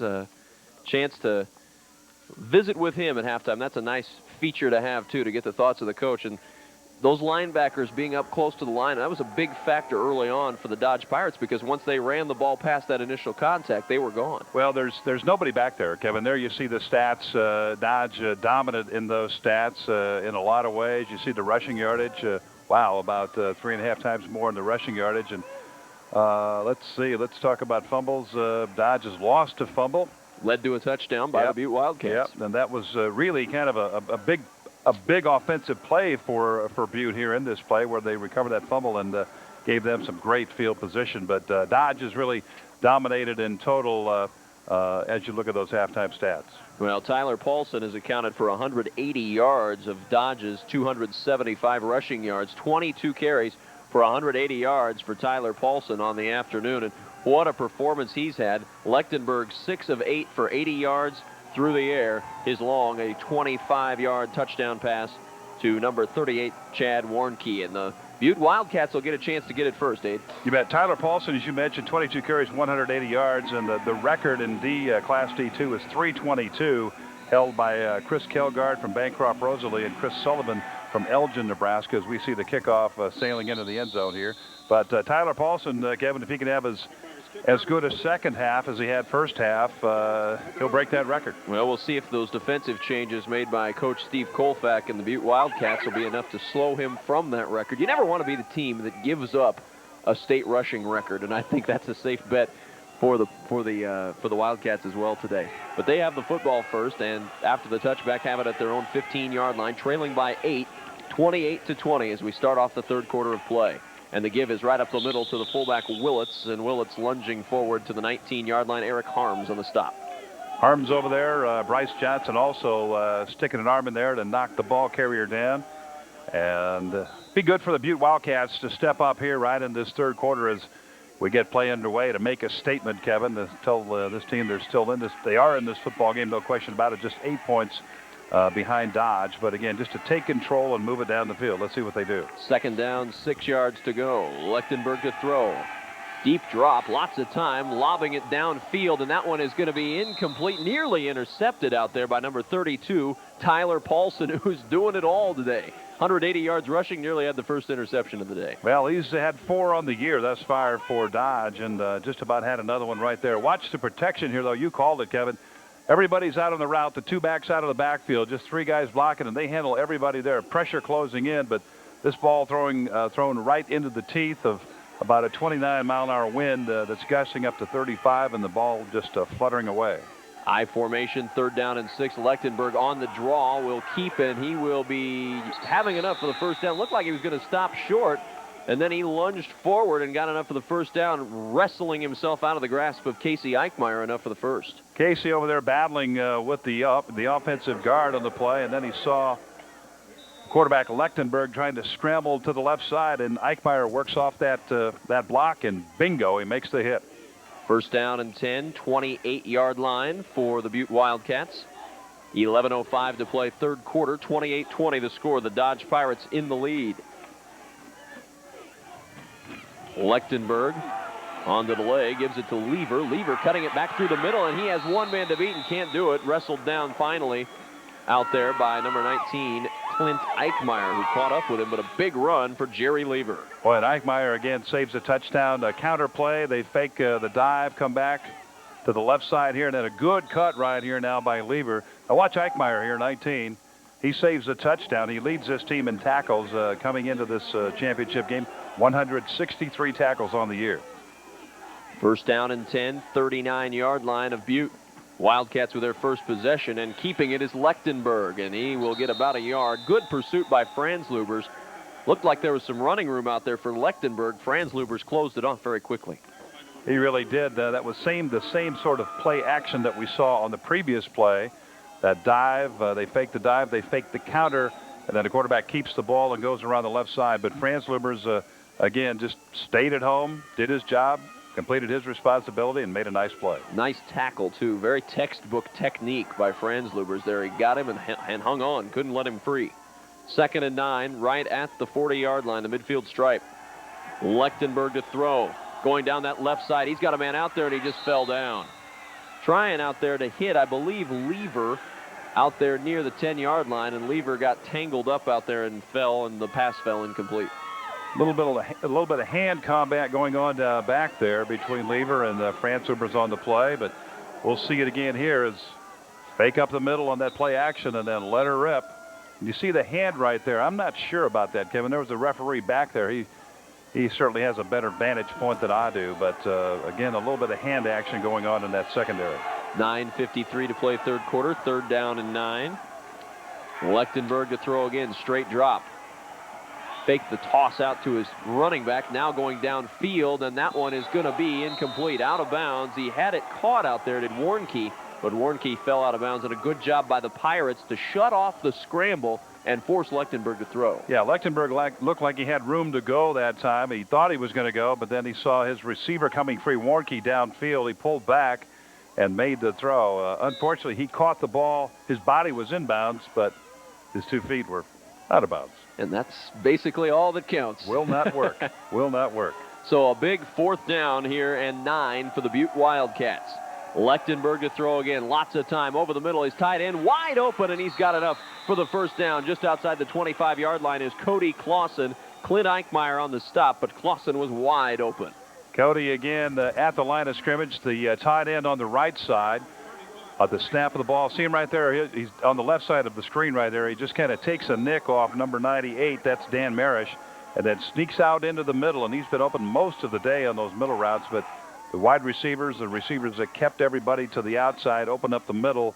And he was able to beat the backers to that wide open area. Boom. 1st down, and Butte's got a break. Eric Harms also in on that stop. 1st and 10, 27-yard line after a 4th and 9 conversion. And the give up the middle to Darren Lever. And Lever just diving ahead. Harms on the tackle after about a 5.5, 6-yard gain. Darren, a sophomore, 5'9", 155. Primarily used this year more as a pass receiver. 7 grabs for 122 yards, but at times will play in that backfield and pick up significant yardage, just as he did there. As we see the crowd, a little shot there in the crowd. And man, I tell you what, every time I see that, I keep thinking, is this November? It certainly doesn't be. feel like it. Cannot be. 2nd and 4 on the 21-yard line of the Dodge Pirates. On the option, Lechtenberg to keep. Good move in the backfield, and he's going to score. Touchdown, Butte. And they're a 2-point conversion from knotting it up. Tremendous balance and just vision of the field by Lechtenberg that time. And a lot of times when you start to move out to one direction, moving full blast like that, here comes the defense. They're running full speed. The tendency may be for the defense to overrun it, as we see the fake dive. Looks like maybe it's going to be optioned, but no, he's going to keep it and go. Now watch, overrun there, overrun there, overrun. Yep, see right there, he cuts back, and then it's just clear sailing to the end zone. And that's just an excellent job by Kyle Lechtenberg, knowing where everybody is on the field and good vision on the field. Lechtenberg with the play fake. He's going to try to run. This may be a broken play, and it breaks down as Lechtenberg falls. 2-pointer, no good. He was trying to get the ball into the end zone on the pass down there that time to Cody Clausen, Kevin, but everything was covered up very well. Big blanket in the end zone that time, and so he tried to go back left and slipped on the field of the turf, and that's it. But we have ourselves a 2-point game now.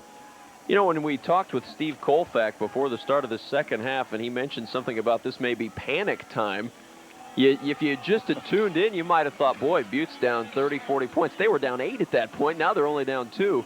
I certainly don't think with the offense of either of these teams at any time is panic time. Well, if it's ever panic or desperation time, that's the kind you want right there. But anyway, it's anybody's ball game right now. It was even as we started this 3rd quarter, just an 8-point ball game. And in games like this, tremendous offense. Here comes the kickoff. And this one, a line drive through the hands of Franz Lubers, dies down at the 2, and he'll have to pick it up. And has some running room. Franz Lubers across the 20 and pulled down. Good open field tackle made by Andy Burnt, and that saved a big run back. And we've got an injured Wildcat. It's number 30, Lance Willits, a little slow to get up near the 14-yard line. Willits, the young man that recovered the fumble that put Butte back into this football game, and he's down there on the field trying to get up. Yeah, that's a good sign right there. A little bit of a ding going on, and he's ready to go take a little bit of a rest and come back and see what he can do. It's good to see. You play 8-man football, as you said earlier. You learn to play with some nicks and some bumps and some bruises. And well, when you take a look at the enrollment at Butte, 43 students, Kevin, over at Dodge, they have 53 students. So, again, you have to really, an injury is very, very significant to a football team. 1st down and 10 for the Pirates, 21-yard line. They lead it by 2, 28-26. Paulson with the carry on 1st down and a big gain after Coburn wraps him up about 6 yards past the line of scrimmage. It'll be 2nd down, 4 and 5 yards to go. Kyle Lechtenberg on the day, 7 of 12 for 93 yards and 3 touchdowns. So he's done a marvelous job as far as rushing goes. 7 for 61 and 1 touchdown. He has been a huge offensive factor for the Butte Wildcats here this afternoon. 28-26 the score, 2nd down 5. Paulson with running room again. Look at Paulson carrying tacklers into Butte territory. He had Jerry Lever on his back for 10 yards, and unfortunately this one's coming back, a holding penalty against the Dodge Pirates. Lots of people over on that far right side. Watch the white shirts and the blocking convoy now. As you see, Franz Luber's out there.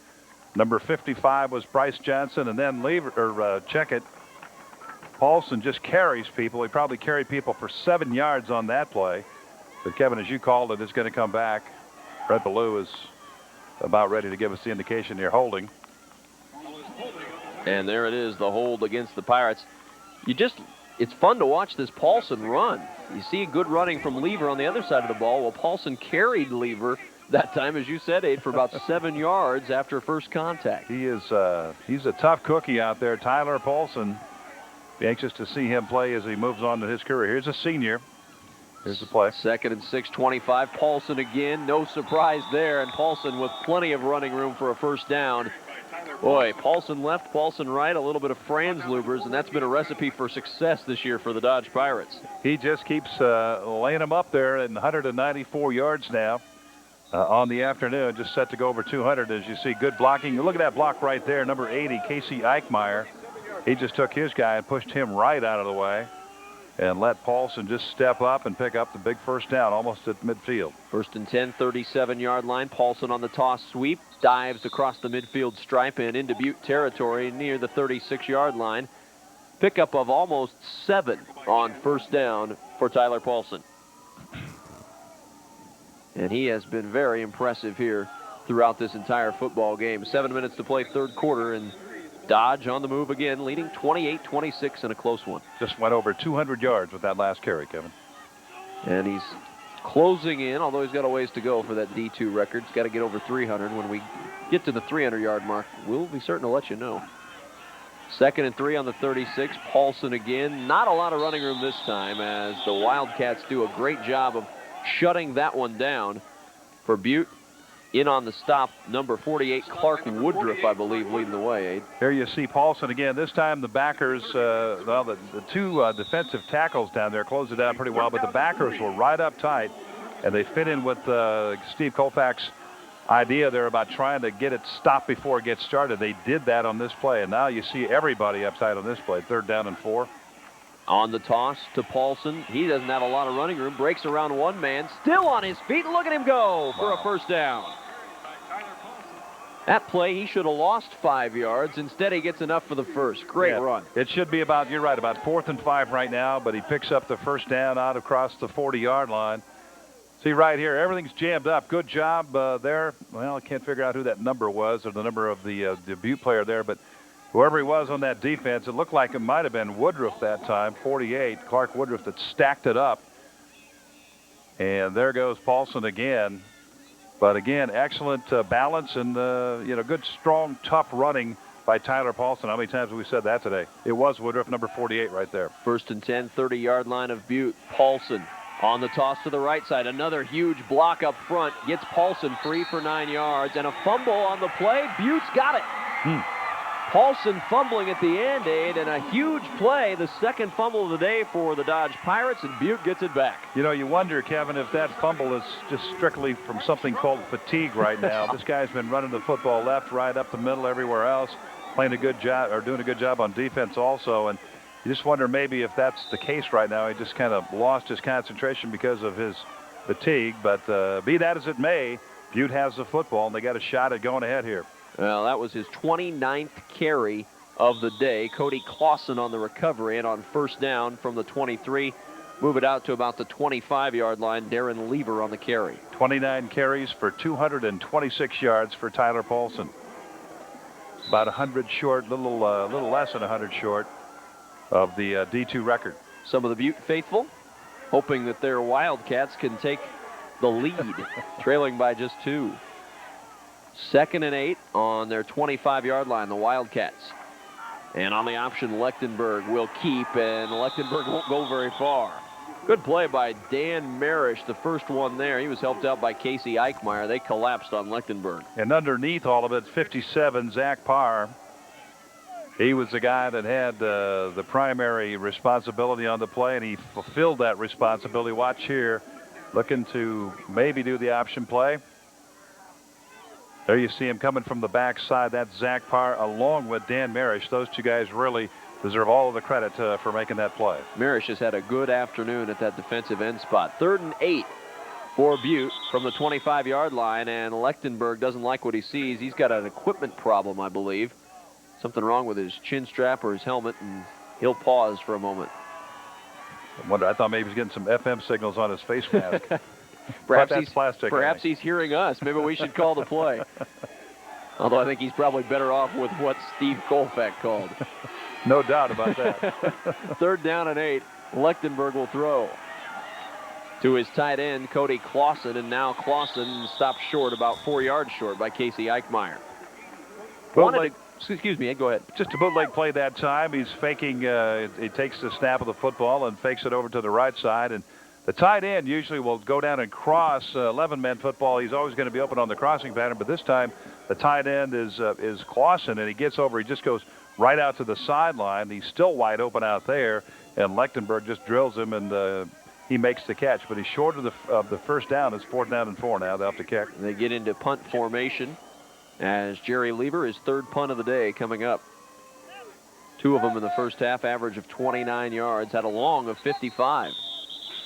And whistles and flags fly before this one gets going, and either a delay of game. Yep, it is a delay of game, 5-yard penalty. You know, this set that you see right here, there are 2 wide people way left, 2 wide people to the right, and then the center and 2 guards, as we see the indication from Brent Ballou for delay of game. But Oklahoma, the Oklahoma Sooners, Kevin, they've run that set a lot this year. It's pretty amazing. Josh Heupel, their quarterback, has run it, and they've done very, very well with the set. Here comes the kick. If you'd thought fake before, you probably don't now at 4th and 9, and it's a high kick hanging up into the wind. That one's going to be a short one, and it takes a dodge bounce and dies right at midfield at the 40-yard line. Clausen downing it there. Not a great kick, and when you're kicking into the wind, you want one of those low-line drives, not one of those high hangers like that one was. Yeah, that one did a little moonwalk after it hit. Came right back to him about, well, what did that end up being, about a 14-yard punt? Maybe a little less than that. Yep, right in that area. But, again, tremendous field position now. Right at midfield, Dodge Pirates have the football. 16-yard punt, the official tally, and now the officials stopping play. A timeout taken by the Butte Wildcats. It's their first timeout used in the second half with 3:41 to play in the 3rd quarter.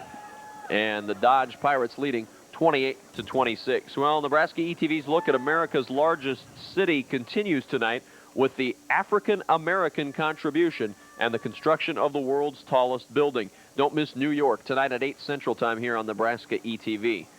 World's tallest building, close second is the new press box here at Memorial Stadium as you get the view, and third's the state capitol right there. I tell you what, we were just flabbergasted when we came in here this fall, Kevin. Our booth is just 2 doors down from the TV booth here, and we initially thought maybe there'd be some problems with the height and it'd be tough to see the numbers on the players' backs, but it really is a tremendous, it's a great vantage point. Before we were down lower and way to the left, and actually the vantage point not as good as what we have here, but there you see the Grand Hall up here, the Don Bryant's media facility. And there we are. Here, yeah. Hey, gang, how you doing? Hello. Right. We don't have the windows open today. We probably should. As Paulson moves down the sideline here, the near sideline. Paulson knocked out of bounds by Lance Willits and Dusty Coburn. Tyler Paulson, 1 fumble and gets a chance to rest a bit into playing defense and comes back with a big gain on 1st down. Take the handoff here from Eichmeyer, and look at that block right there. And then good use of the arms right there, and I like the way he hit. You see, he's to the outside with the football, no chance at all for anybody to come and knock it out of his hands. And the guy just shows me a lot of running savvy and moxie and ability here. Good stiff arm there used on Jerry Lever, his opposite number in the offensive backfield.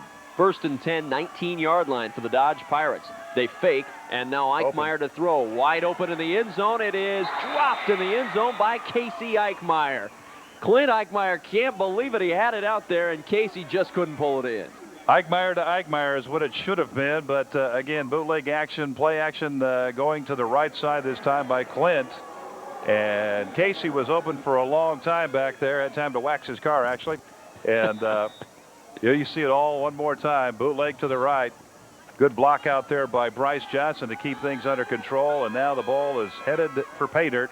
The ball, actually, Kevin, the ball thrown a little bit long. And that's why Casey had a little problem with it, but Casey should have caught in the football. I bet he would tell you he would have caught it there. Franzluber's on the toss, and he's brought down. Nice open field tackle out there by number 88, Dusty Coburn. Franzluber's gets that corner completely turned, and he may still be running. Good tackle by Coburn. Again, all that is a pure function of speed. You want to try to get the football out as quickly as you can to Franzluber's and leave it all up to him. Well, man, she might play in the second half, a little more the second half there. Good toss. Good toss. Tight spiral. The ball's a little bigger. Who does she play for? Is this a Wildcat here, I believe? Might be.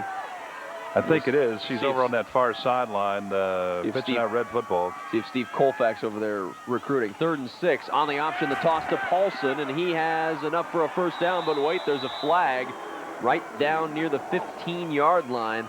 Kind of thrown in the area that you look for holding, Abe. Yeah, it was either that or blocking in the back. And see if we can pick it out here. Yeah, right there, blocking in the back by Franzluber's. And that'll move that one back and negate the first down carry. As you get a look at referee Brent Ballou officiating today's D2 state championship from Memorial Stadium. Along with Adrian Fiala, I'm Kevin Kugler. We are certainly happy to be here this morning, this afternoon, and we'll be here this evening and all through the weekend as state high school football takes center stage in the state of Nebraska. And can't have a better stage than the one here at Memorial Stadium for high school football. Yeah, that line about all the world's a stage, right? Today and this weekend, the world is Memorial Stadium, no doubt about that. As the ball moved back on that clip, actually called the clip on the play, 15 yards back. The Dodge Pirates will start up again, wide open down the middle. Eichmeyer throwing towards his tight end, and that is caught in the end zone. And there's a flag, touchdown. Zach Parr, triple coverage out there, and he somehow pulled it in. And let's see what the flag is. I think it's going to be defensive pass interference, and that's going to be a touchdown for Zach Parr. I'll tell you what, that's just concentration by Parr.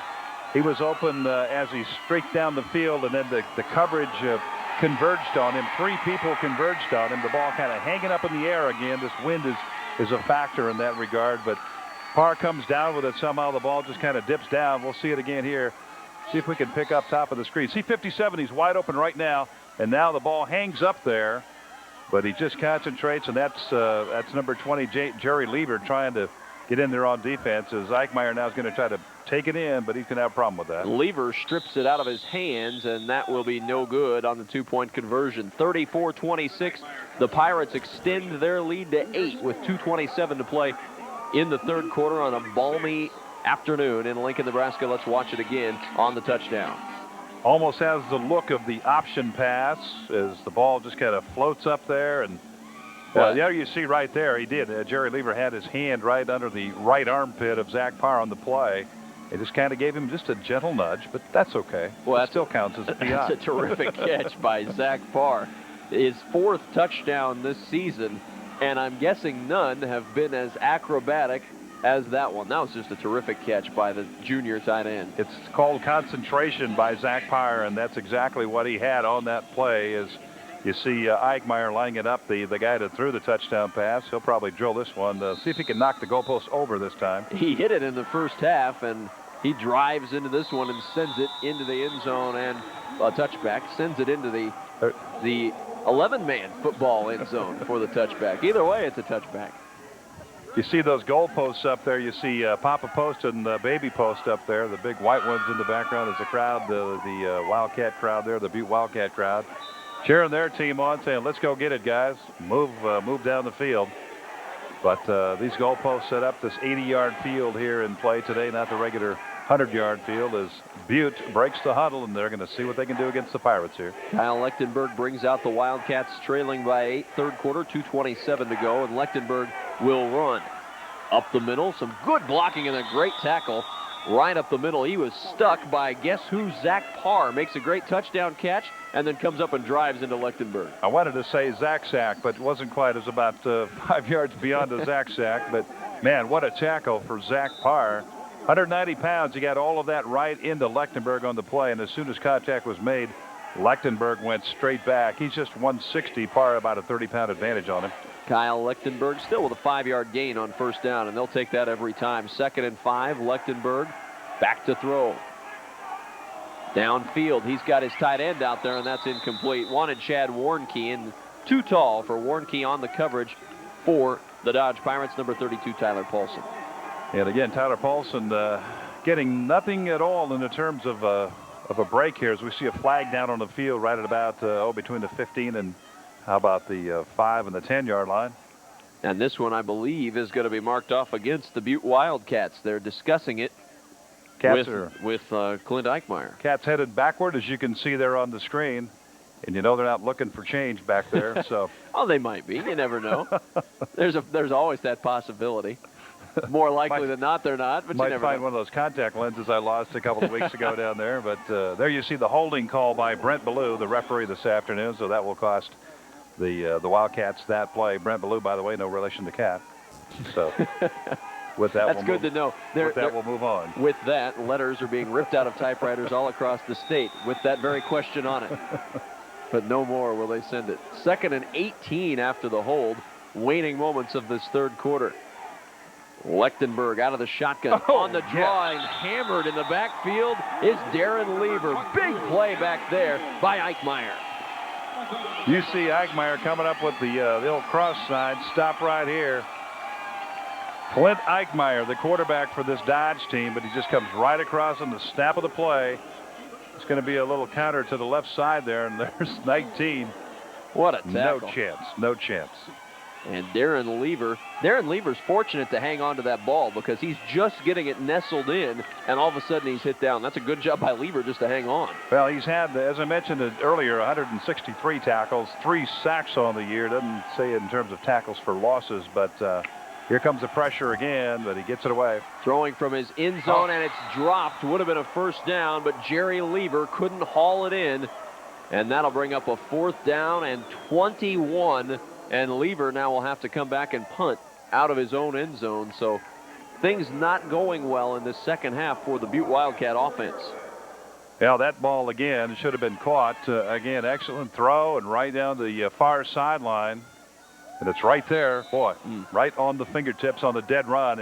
If he's able to hang on to it, Kevin, chances are he's got that full head of steam going. I don't know. Luke Franzen was right there with him, but it'd have been a foot race. Lever, a good receiver out of the backfield with 17 catches this season, and he'll go back to punt it away. Into the wind, and he gets off a line drive punt. That's not a bad kick out of his end zone, and it takes a Butte roll and falls dead at the 38-yard line of the Wildcats. All things considered, I think they'll be pretty pleased with Lever's punt there out of his end zone. I think so. The way this wind is really whipping and blowing around here in Memorial Stadium this afternoon, you see the flags across the way, just out straight over there, and again that wind swirls around down there. So to get it out from deep in your territory, get it out well almost to midfield, a pretty good job by the punter there, Lever. D1 championship is tonight at Memorial Stadium. You'll see that tomorrow morning. We'll tape delay that for you, and it'll air at 8:30 tomorrow morning across the network. It's also live tonight on the internet if you have internet capability. Paulson on first down, fumbles the football, and it goes out of bounds. That one out of bounds near the 26-yard line of Butte, and Paulson fortunate there that he didn't lose another one.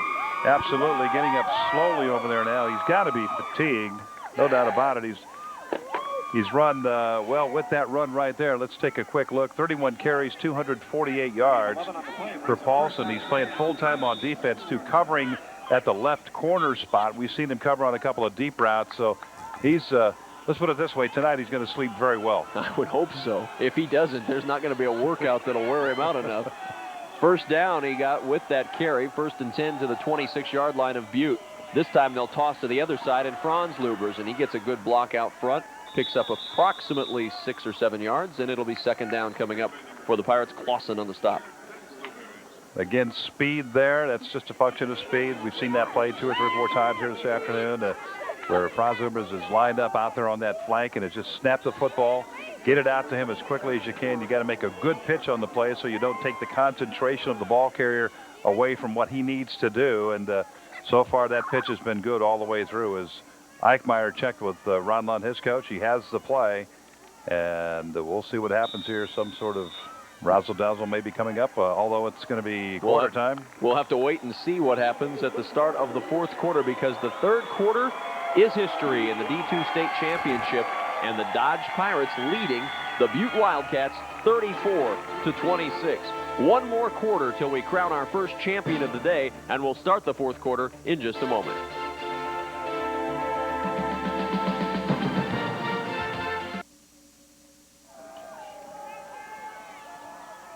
And welcome back to Memorial Stadium in Lincoln. It's Dodge 34, Butte 26 here in the start of the fourth quarter. Adrian Fiala along. I'm Kevin Kugler. It is D2 state championship time here at Memorial Stadium, and it's been an exciting 3 quarters. 12 minutes left here in this football game, and again, it's anybody's game, as Kevin just told you the score, as the Dodge Pirates has set it up, and here we go. It's Tyler Paulson again. Tyler Paulson near the goal line. He's knocked out of bounds at the 4 by Jerry Lever, and Paulson, his 33rd carry of the afternoon, and he's nearing 270 yards rushing. He just went to 275 on that last play right there, as we see. Look at the good blocking up front. Everybody leading the convoy. There's Eichmeyer out ahead there. Franz Luber's right there. And he's about 4 yards short of a touchdown. So he needs to step up here. Just a little less than 50 yards to go. Hang on to the football. No penalties. 50 yards to go for a new record. Dodge right now trying to add to their 8-point lead, 34-26, first and goal.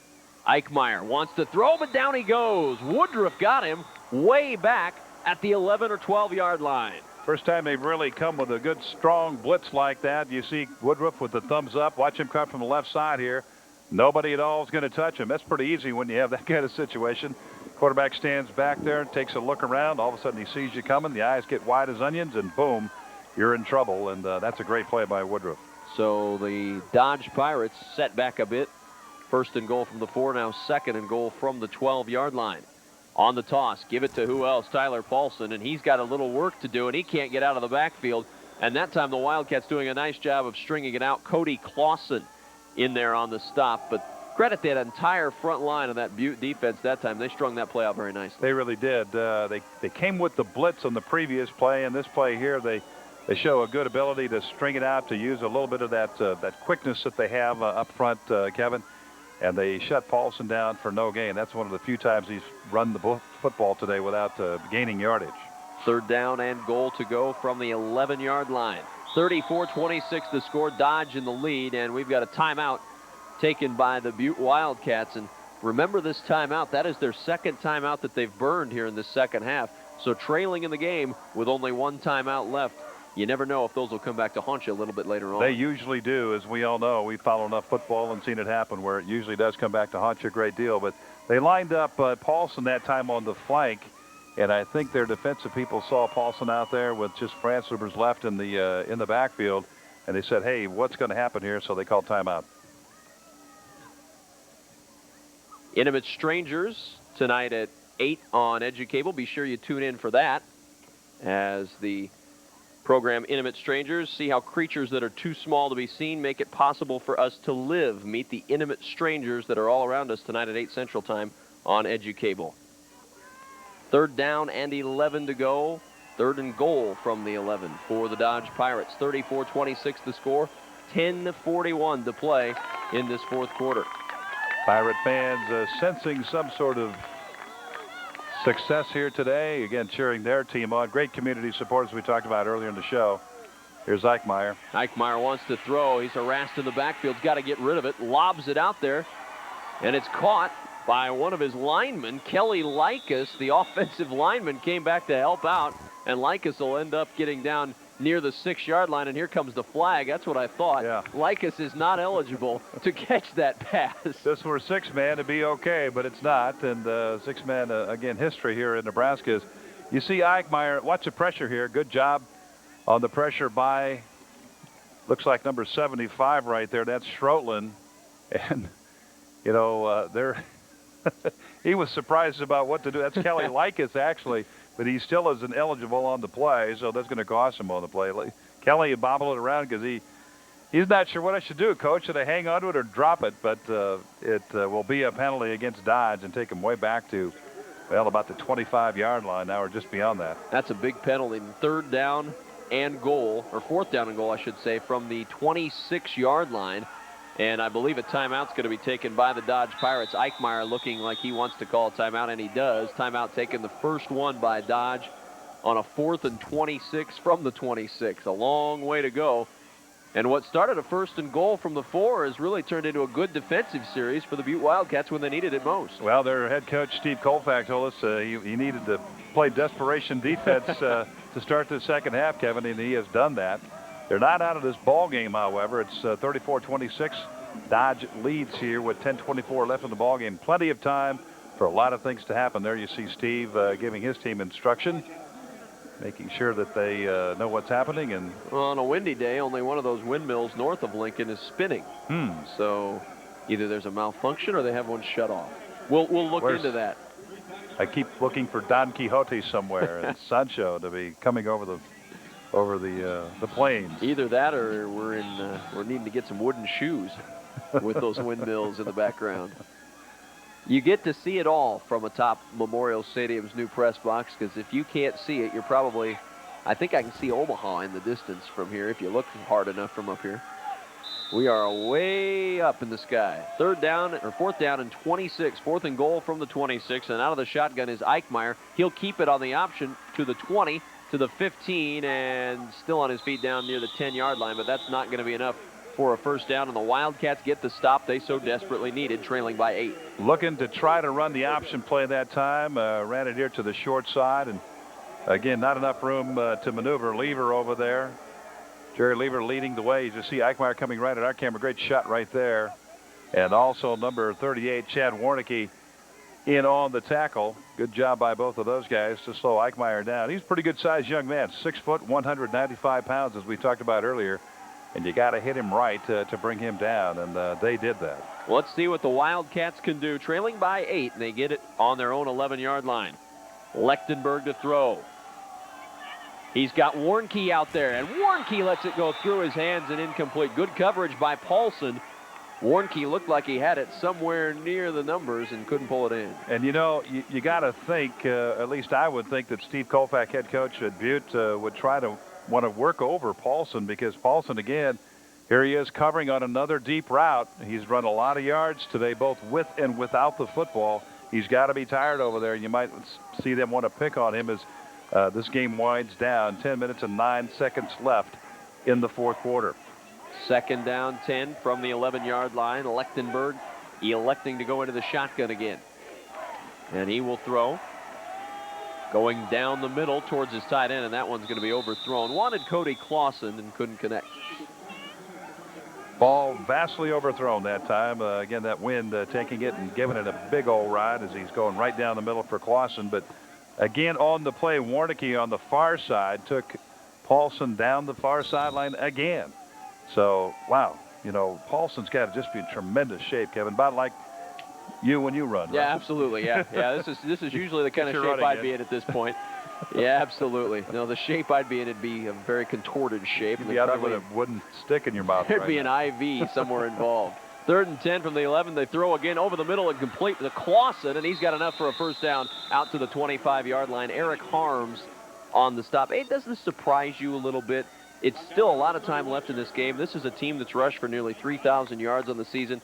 They look as if they've kind of abandoned the rushing attack and are going straight to the throw. Certainly have on this series. However, that play there, the same play, the exact same play they ran in the third quarter to pick up the first down to the tight end, Clausen, right over the middle. But, yeah, they did abandon the running play in that last series. And see what happens here. I guess, you know, Dodge has really limited their running ability here this afternoon. Here comes another pass play. And Lechtenberg will throw again. Wants to go deep, and it's well covered. Now he'll have to scramble, and down he goes. Behind the line of scrimmage, Casey Eichmeyer converges to get the sack, and they'll lose about 3 yards on the play. Casey, the sack man for the Dodge Pirates all year. He leads this team with 8, and he picks one up right there as Lechtenberg looking downfield. Everybody out on the route again, but this time the coverage is full. And there comes Eichmeyer, 5'10", 165, and he catches up with Lechtenberg and pulls him down. Second down now and about 13 to go. Casey Eichmeyer, from a football-playing family, his brother Corey rushed for 8,300 yards as a member of Dodge High School. Lechtenberg to throw, second and 13. Deep down the sideline, and it is going to be caught by Warnke, and he'll go to the 3-yard line. Coverage that time by Paulson. Again, Paulson trying to keep up with Warnke on the play. Look at those guys. They're both they're out of gas. Both of them are out of gas. They've been running long routes all day. Paulson hands on hips down there. He is very, very tired, and that brings the crowd right to their feet. Here's the toss again, and they're going to go over Paulson. Paulson, to his credit, he's there, but he just can't make the play. He's going step for step with Warnke, and Warnke does a great job to keep his balance right there and get the ball down. Well, they're spotting it now at about the 3-yard line. Let's call it, yeah, it is indeed the 3-yard line. So here's a carbon test for the Dodge Pirates. I formation, first and goal from the 3. The give up the middle to the fullback Lever towards the end zone. Touchdown, Wildcats. Darren Lever into the end zone. No, that's Willits. Lance Willits into the end zone for the touchdown. Willits, who was injured earlier in the second half, back in for the score. 5'6", 170 pounds, and the second effort really brings it in here. Watch him here. He just, boom, there's one hit. Keeps those feet moving, keeps digging, keeps churning, and goes right over the guy that hit him and puts it in across the yellow stripe. So, wow, what a great play that is. Now they will line up and try to tie up this ball game, go for 2 here. 8:34 to play. The attempt to tie for the Butte Wildcats. Lechtenberg wants to throw. Going over the middle, tipped, and it's intercepted by Eichmeyer.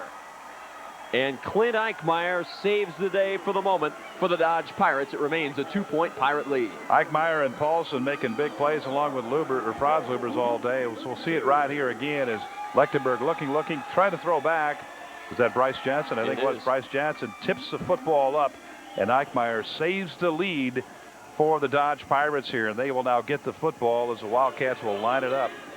8:34 left in the ball game. 2-point lead by the Dodge Pirates. And now the Pirates will go back on offense, and we'll see how much Tyler Paulson has left. 34 carries, 276 yards. You figure he's going to get the call again. You ride the hot hand as long as you have it, but his hand has got to be cooling off quite a bit today. He is exhausted. His hand's probably still pretty hot, but his legs are really starting to cool off a whole bunch as here comes the kickoff. And this kickoff with a wind at his back, Willits sends it off of the base of the goal standard, and well, it'll be back out to the 15-yard line after the touchback. We've seen a lot of kickoffs go into the end zone today on both sides of the ball. You got a game 34-32. That is, you get to see a lot of special teams play in the form of kickoffs here this afternoon. So, key now is for Paulson, though, Kevin, is to hang on to the ball. He needs to make sure that his concentration level stays where it is and hang on the football. He has it on first down. Wow, look at that. Look at him bull his way forward for 10 yards. Lechtenberg got him after about 4 yards into the run, and he pushed his head down, lowered the shoulder, and lowered Lechtenberg 6 more yards. Yeah, at about the 18 or 19-yard line. Watch this here.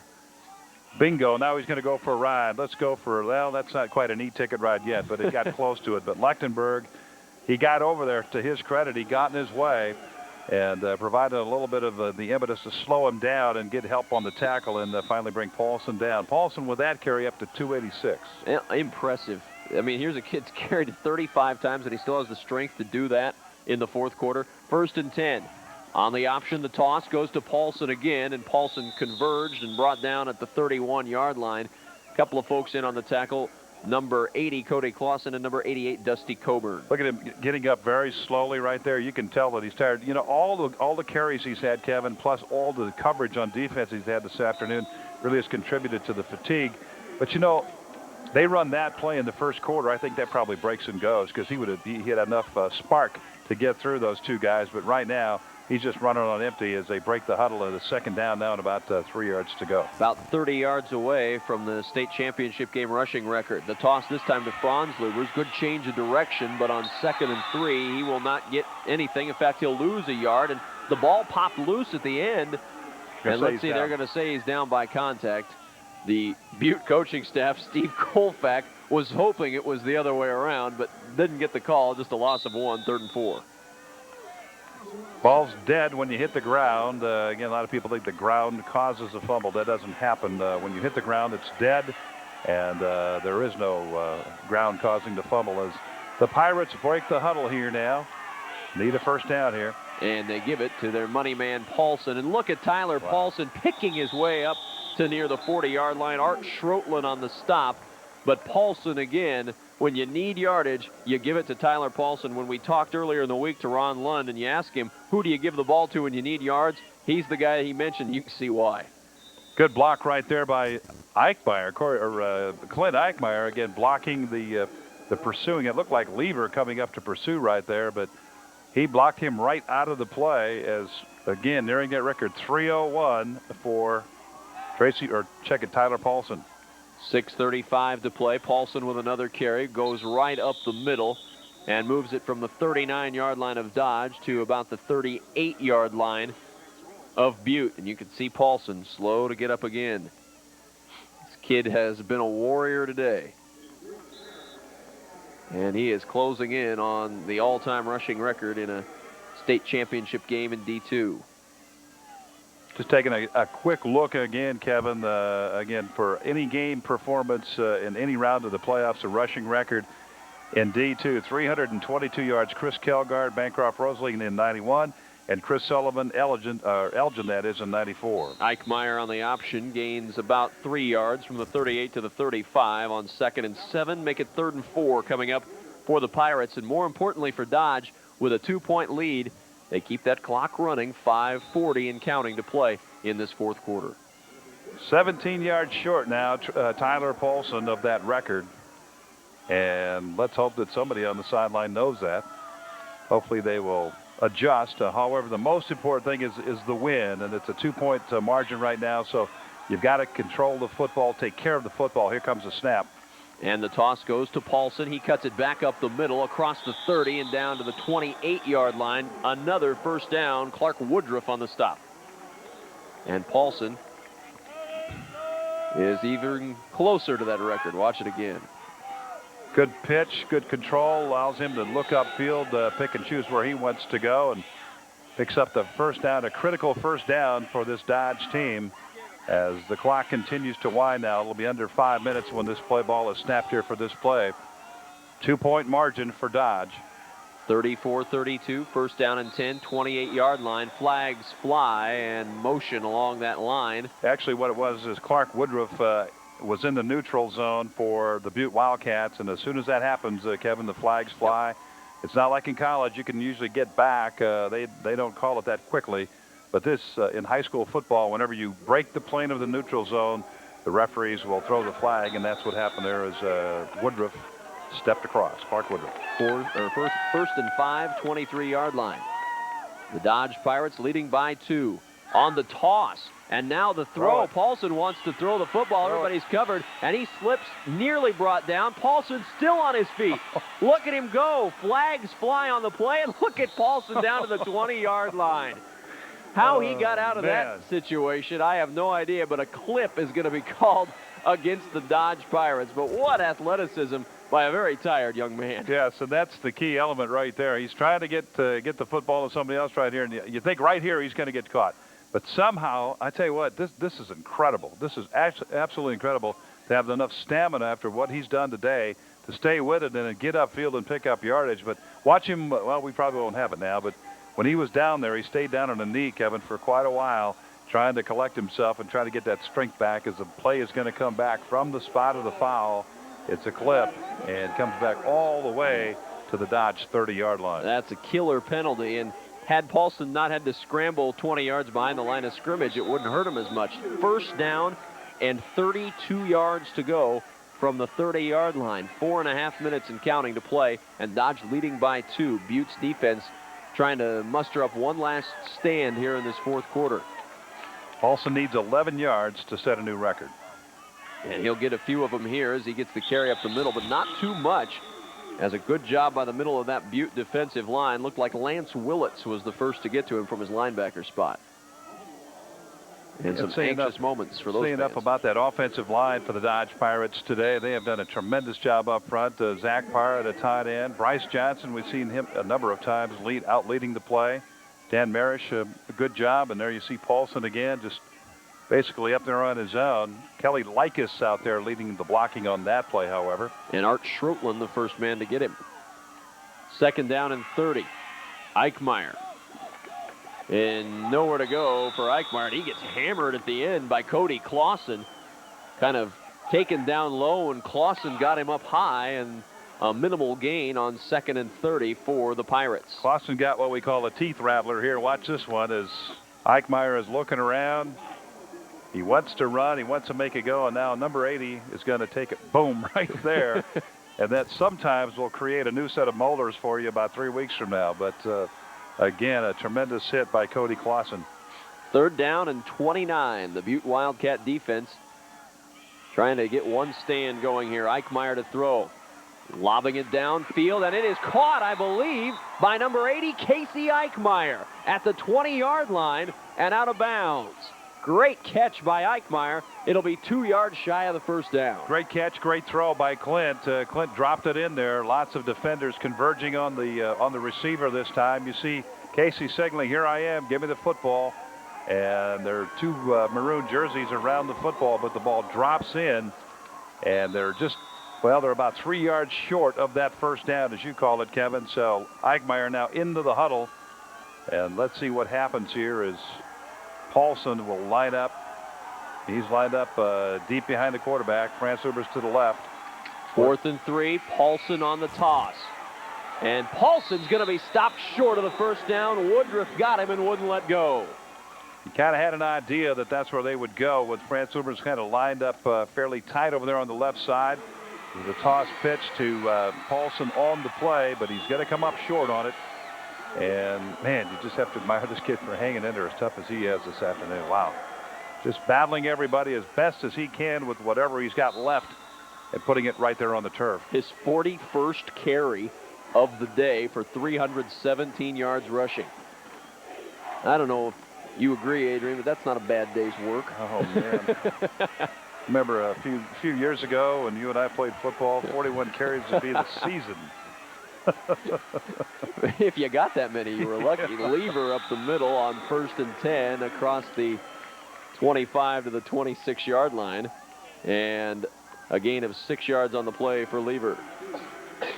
But now Butte working not only to get the lead, but working against the clock. They've only got 1 timeout in their pocket and 2:25 on the clock.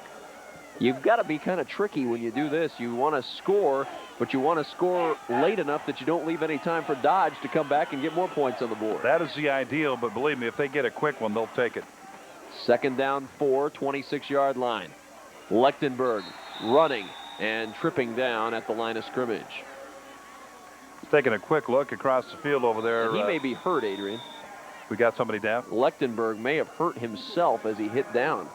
Looks like he has a leg cramp. They're attending to the left leg over there. And the trainer's working on him like he would work on an individual that has a cramp in the leg. The other comment I was going to make, Kevin, is that as we see it again here, let's take a look quickly. Yeah, he stumbles right there. It looked like his left calf just cramped up on him. See, he's grabbing the calf right there?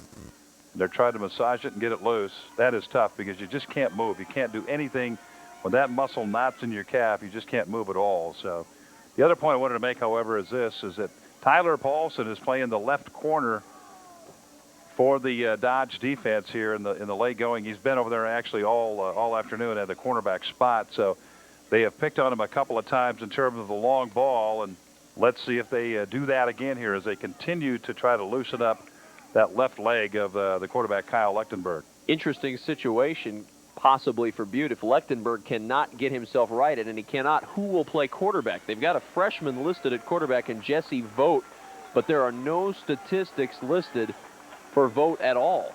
So who will come in to play quarterback? We will see. It might be Lever. Jerry Lever, who was the All-State quarterback last year, will play the quarterback spot, I would imagine. It is.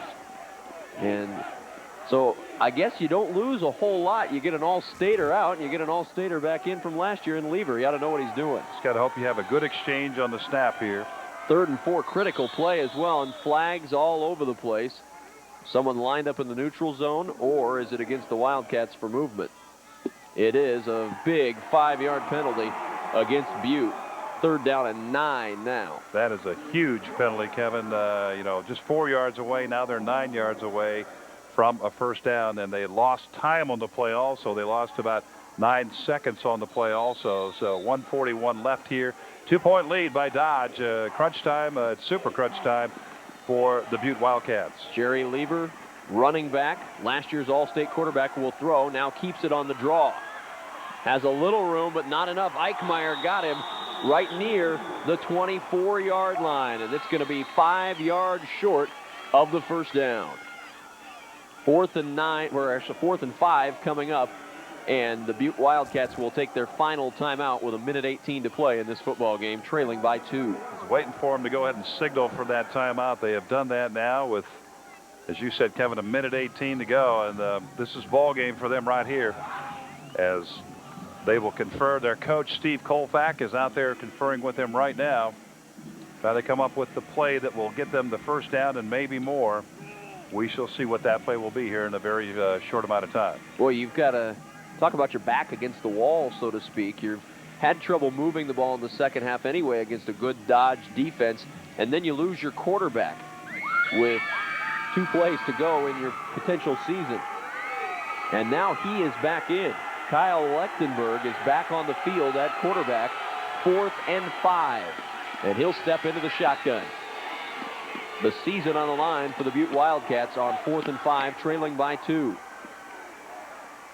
Lechtenberg throws, and that one is incomplete off the hands of Chad Warnke, and the Dodge Pirates will take over, 1st and 10 from the Butte 24. Valiant effort that time by the Butte Wildcats trying to get that first down, and an even bigger and more valiant effort by the guy defending over there on the left side, and that's Tyler Paulson. This is a young man playing that left corner right there, 32. They're picking him over, and he's going to have a shot now to, with 1:13 to in this ball game, to tie or break the record here for rushing. 322 is a record for rushing. He has 317. Here we go. 5 yards to tie, and they're just going to down the football. Just going to take a knee, and 2nd down to go. Well, that tells the tale then right there. 1,352 folks in the stands today, the attendance for this first game. Good crowd on hand. These 2 small towns, one from north central Nebraska. These 2 small towns are empty today for the most part. Somebody's back there holding down the fort, and we salute you, whomever you may be. 2nd down and 12, and he'll take a knee again, will Clint Eichmeyer, and the Dodge Pirates will be happy to get back to Dodge with a state championship in tow. It'll be their 5th state championship of the 1990s. They won D1 in 94, in 95, and in 96 they won D2 in 97. Their string was interrupted last year when Butte won the D2 state championship, but Dodge will be back atop the heap again with a win. One more snap, and this ball game will be over. Eichmeyer snaps it, and the Dodge Pirates are the 1999 Class D2 state champions. Congratulations to the Pirates. They win it today, 34-32 over the Butte Wildcats. We'll return with some final thoughts from Memorial Stadium in just a moment. Stick around.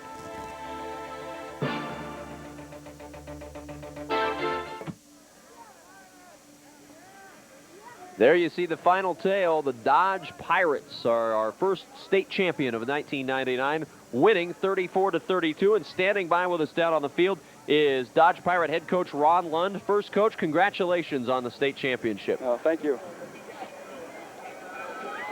Well, Coach, an exciting day and a great day from your running back, Tyler Paulson. What an effort he put out today. He's got to be one worn-out young man. Well, yeah. You know, Tyler's kind of carried the team a lot of the year and has been picking up the most of the yards. And, you know, it looked like his leg was bothering him a little bit there in the 4th quarter. And he really just gutted it out and stayed in there and said he could fight through it. and really wanted to win the title. Ron, just so you'll know, on the off afternoon, Tyler had 41 carries for 317 yards. Oh, wow. That a surprise to you? Well, yeah, that's a lot more carries than we usually ever give him. He was 5 yards short of the D2 record. Well, but you won. That's the key. Yeah, I said records. We just wanted the gold medal. The records are secondary. You know, one of the things that really impressed me about him is obviously his stamina is one of the keys. But on the last few plays on defense, he was playing that left corner over there, and they were obviously picking on him, but he was able to come up and make plays for you on defense even. Well, yeah, you know, they burned him on the long play, and you know, coming back for the next series, you know, I think he really showed some guts and made a real big play there on 4th down to preserve the title. Coach, I was real impressed with your defensive play in the second half. What adjustments did you make after they scored 26 in the first half to hold them to 6 points in the second half? Well, I don't know if we adjusted a whole lot. You know, they surprised us when they came out in the second quarter and they threw the ball like that against the wind. And that kind of took us by surprise. You know, we just had our DBs maybe step up their coverage a little bit. And we did a nice job of taking care of the run. And so it kind of forced them to pass the ball. And so we could focus on really one thing instead of having to try to guard both. Well, Coach, congratulations on your state championship. It's your second year as a head coach. You didn't win one last year. How's it feel to win one as a head coach as opposed to winning one as an assistant coach? Well, it feels real good. It feels real good. Well, congratulations to you. Enjoy the rest of your evening today. All right, thank you. The Dodge Pirates state champions finishing the year 12-1. And let's watch the last touchdown, the one that put them atop, 34-32. Now, 3 guesses here, and no, it's not going to go to number 32, Tyler Paulson. Looking downfield, and that's Zach Parr that's going to take the football. He got a little bit of a shove there. That was, again, Jerry Lever. That not too much, not a critical move right there. As there you see Tyler Paulson. He's ecstatic. This ball game is over. He is a state champion, no doubt about that. He's a champion in many more ways than just that. And there they are. Yeah, they're excited. Everybody is rocking and rolling over there on the Pirates side. What a fun day for the Pirates, and a great game this afternoon. The Butte Wildcats really put up a terrific fight this afternoon, as you would expect from a defending state champion. And look at those final numbers in rushing yards, 427. We see a lot of numbers like that at Memorial Stadium on a weekly basis, but it's usually a team with an N on their helmet, not a team in blue and white. And that's about 3 times what Butte had picked up on the ground, a little over that, as a matter of fact. 427 yards rushing, 488 total on the day. They lost a couple of fumbles. In spite of that, still come up with the 34-32 victory over the Butte Wildcats. And Kevin, you have to hand it to Butte, however, to Steve Kolpak, the head coach there, Monty Larson, the assistant coach, and all of the guys that played for their football team this afternoon. They were at what looked like it may be a blowout in the early going in the first quarter. They stepped it up. Lance Willits causes a fumble. They recover that ball about the 20-yard line and take it on in. And they stood and they battled, and that's what you like to see in a state championship game. You don't like to see the blowout. You don't want to see the 45-point rule in 8-man football ever invoked in a championship game. You want to see the battle ensue, and it did today for Butte. Well, we've talked a lot about Tyler Paulson, but a Butte Wildcat that I was real impressed with was Kyle Lechtenberg, the quarterback today, who showed a real strong and a very accurate throwing arm a lot of times. Those 2 touchdown passes into the wind were as nice a touchdown passes as you'll ever see. He threw that corner post route. Again, I have not seen it thrown that well anywhere this year. I mean, tremendous toss for that touchdown pass. As we see the award ceremony now, there is number 38, Chad Warnicki. Excellent afternoon here today. Caught a number of passes. Let's take a quick look here as far as Warnicki. 4 catches for 108 yards, 3 touchdowns for that young man. Excellent afternoon for that youngster. He led the team coming in to this football game. 24 carries for 600 yards and 12 touchdowns. Add 108 to that and 3 more TDs. There's a guy that really was a workhorse this afternoon. That's Jared Franslubers for the Dodge Pirates. Franslubers on the day, 11 carries, 74 yards, and he played some defense for the Pirates here this afternoon. He and Paulson, along with all those guys up front, Parr and Johnson and Marish and Likas and Eichmeyer, Casey Eichmeyer, doing a great job to keep the offense rolling. It was a terrific afternoon, and it came down to a 2-point conversion. The Butte Wildcats had a chance to tie, and Lechtenberg could not convert as Clint Eichmeyer, off of the tip, intercepts it, and that decided this one. Butte falling short to Dodge. The Pirates of Dodge are your state champions this afternoon. Once again, our final score, Dodge 34, Butte 32. Dodge is your state champion. Be sure to join us tomorrow morning for the replay of the Class D1 game starting at 8:30.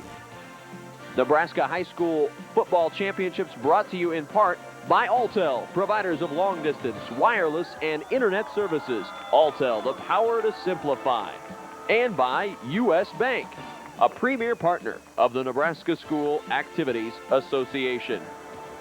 For Adrian Fiala and the entire Nebraska ETV Sports Production crew, I'm Kevin Kugler. Good day from Memorial Stadium in Lincoln, Nebraska.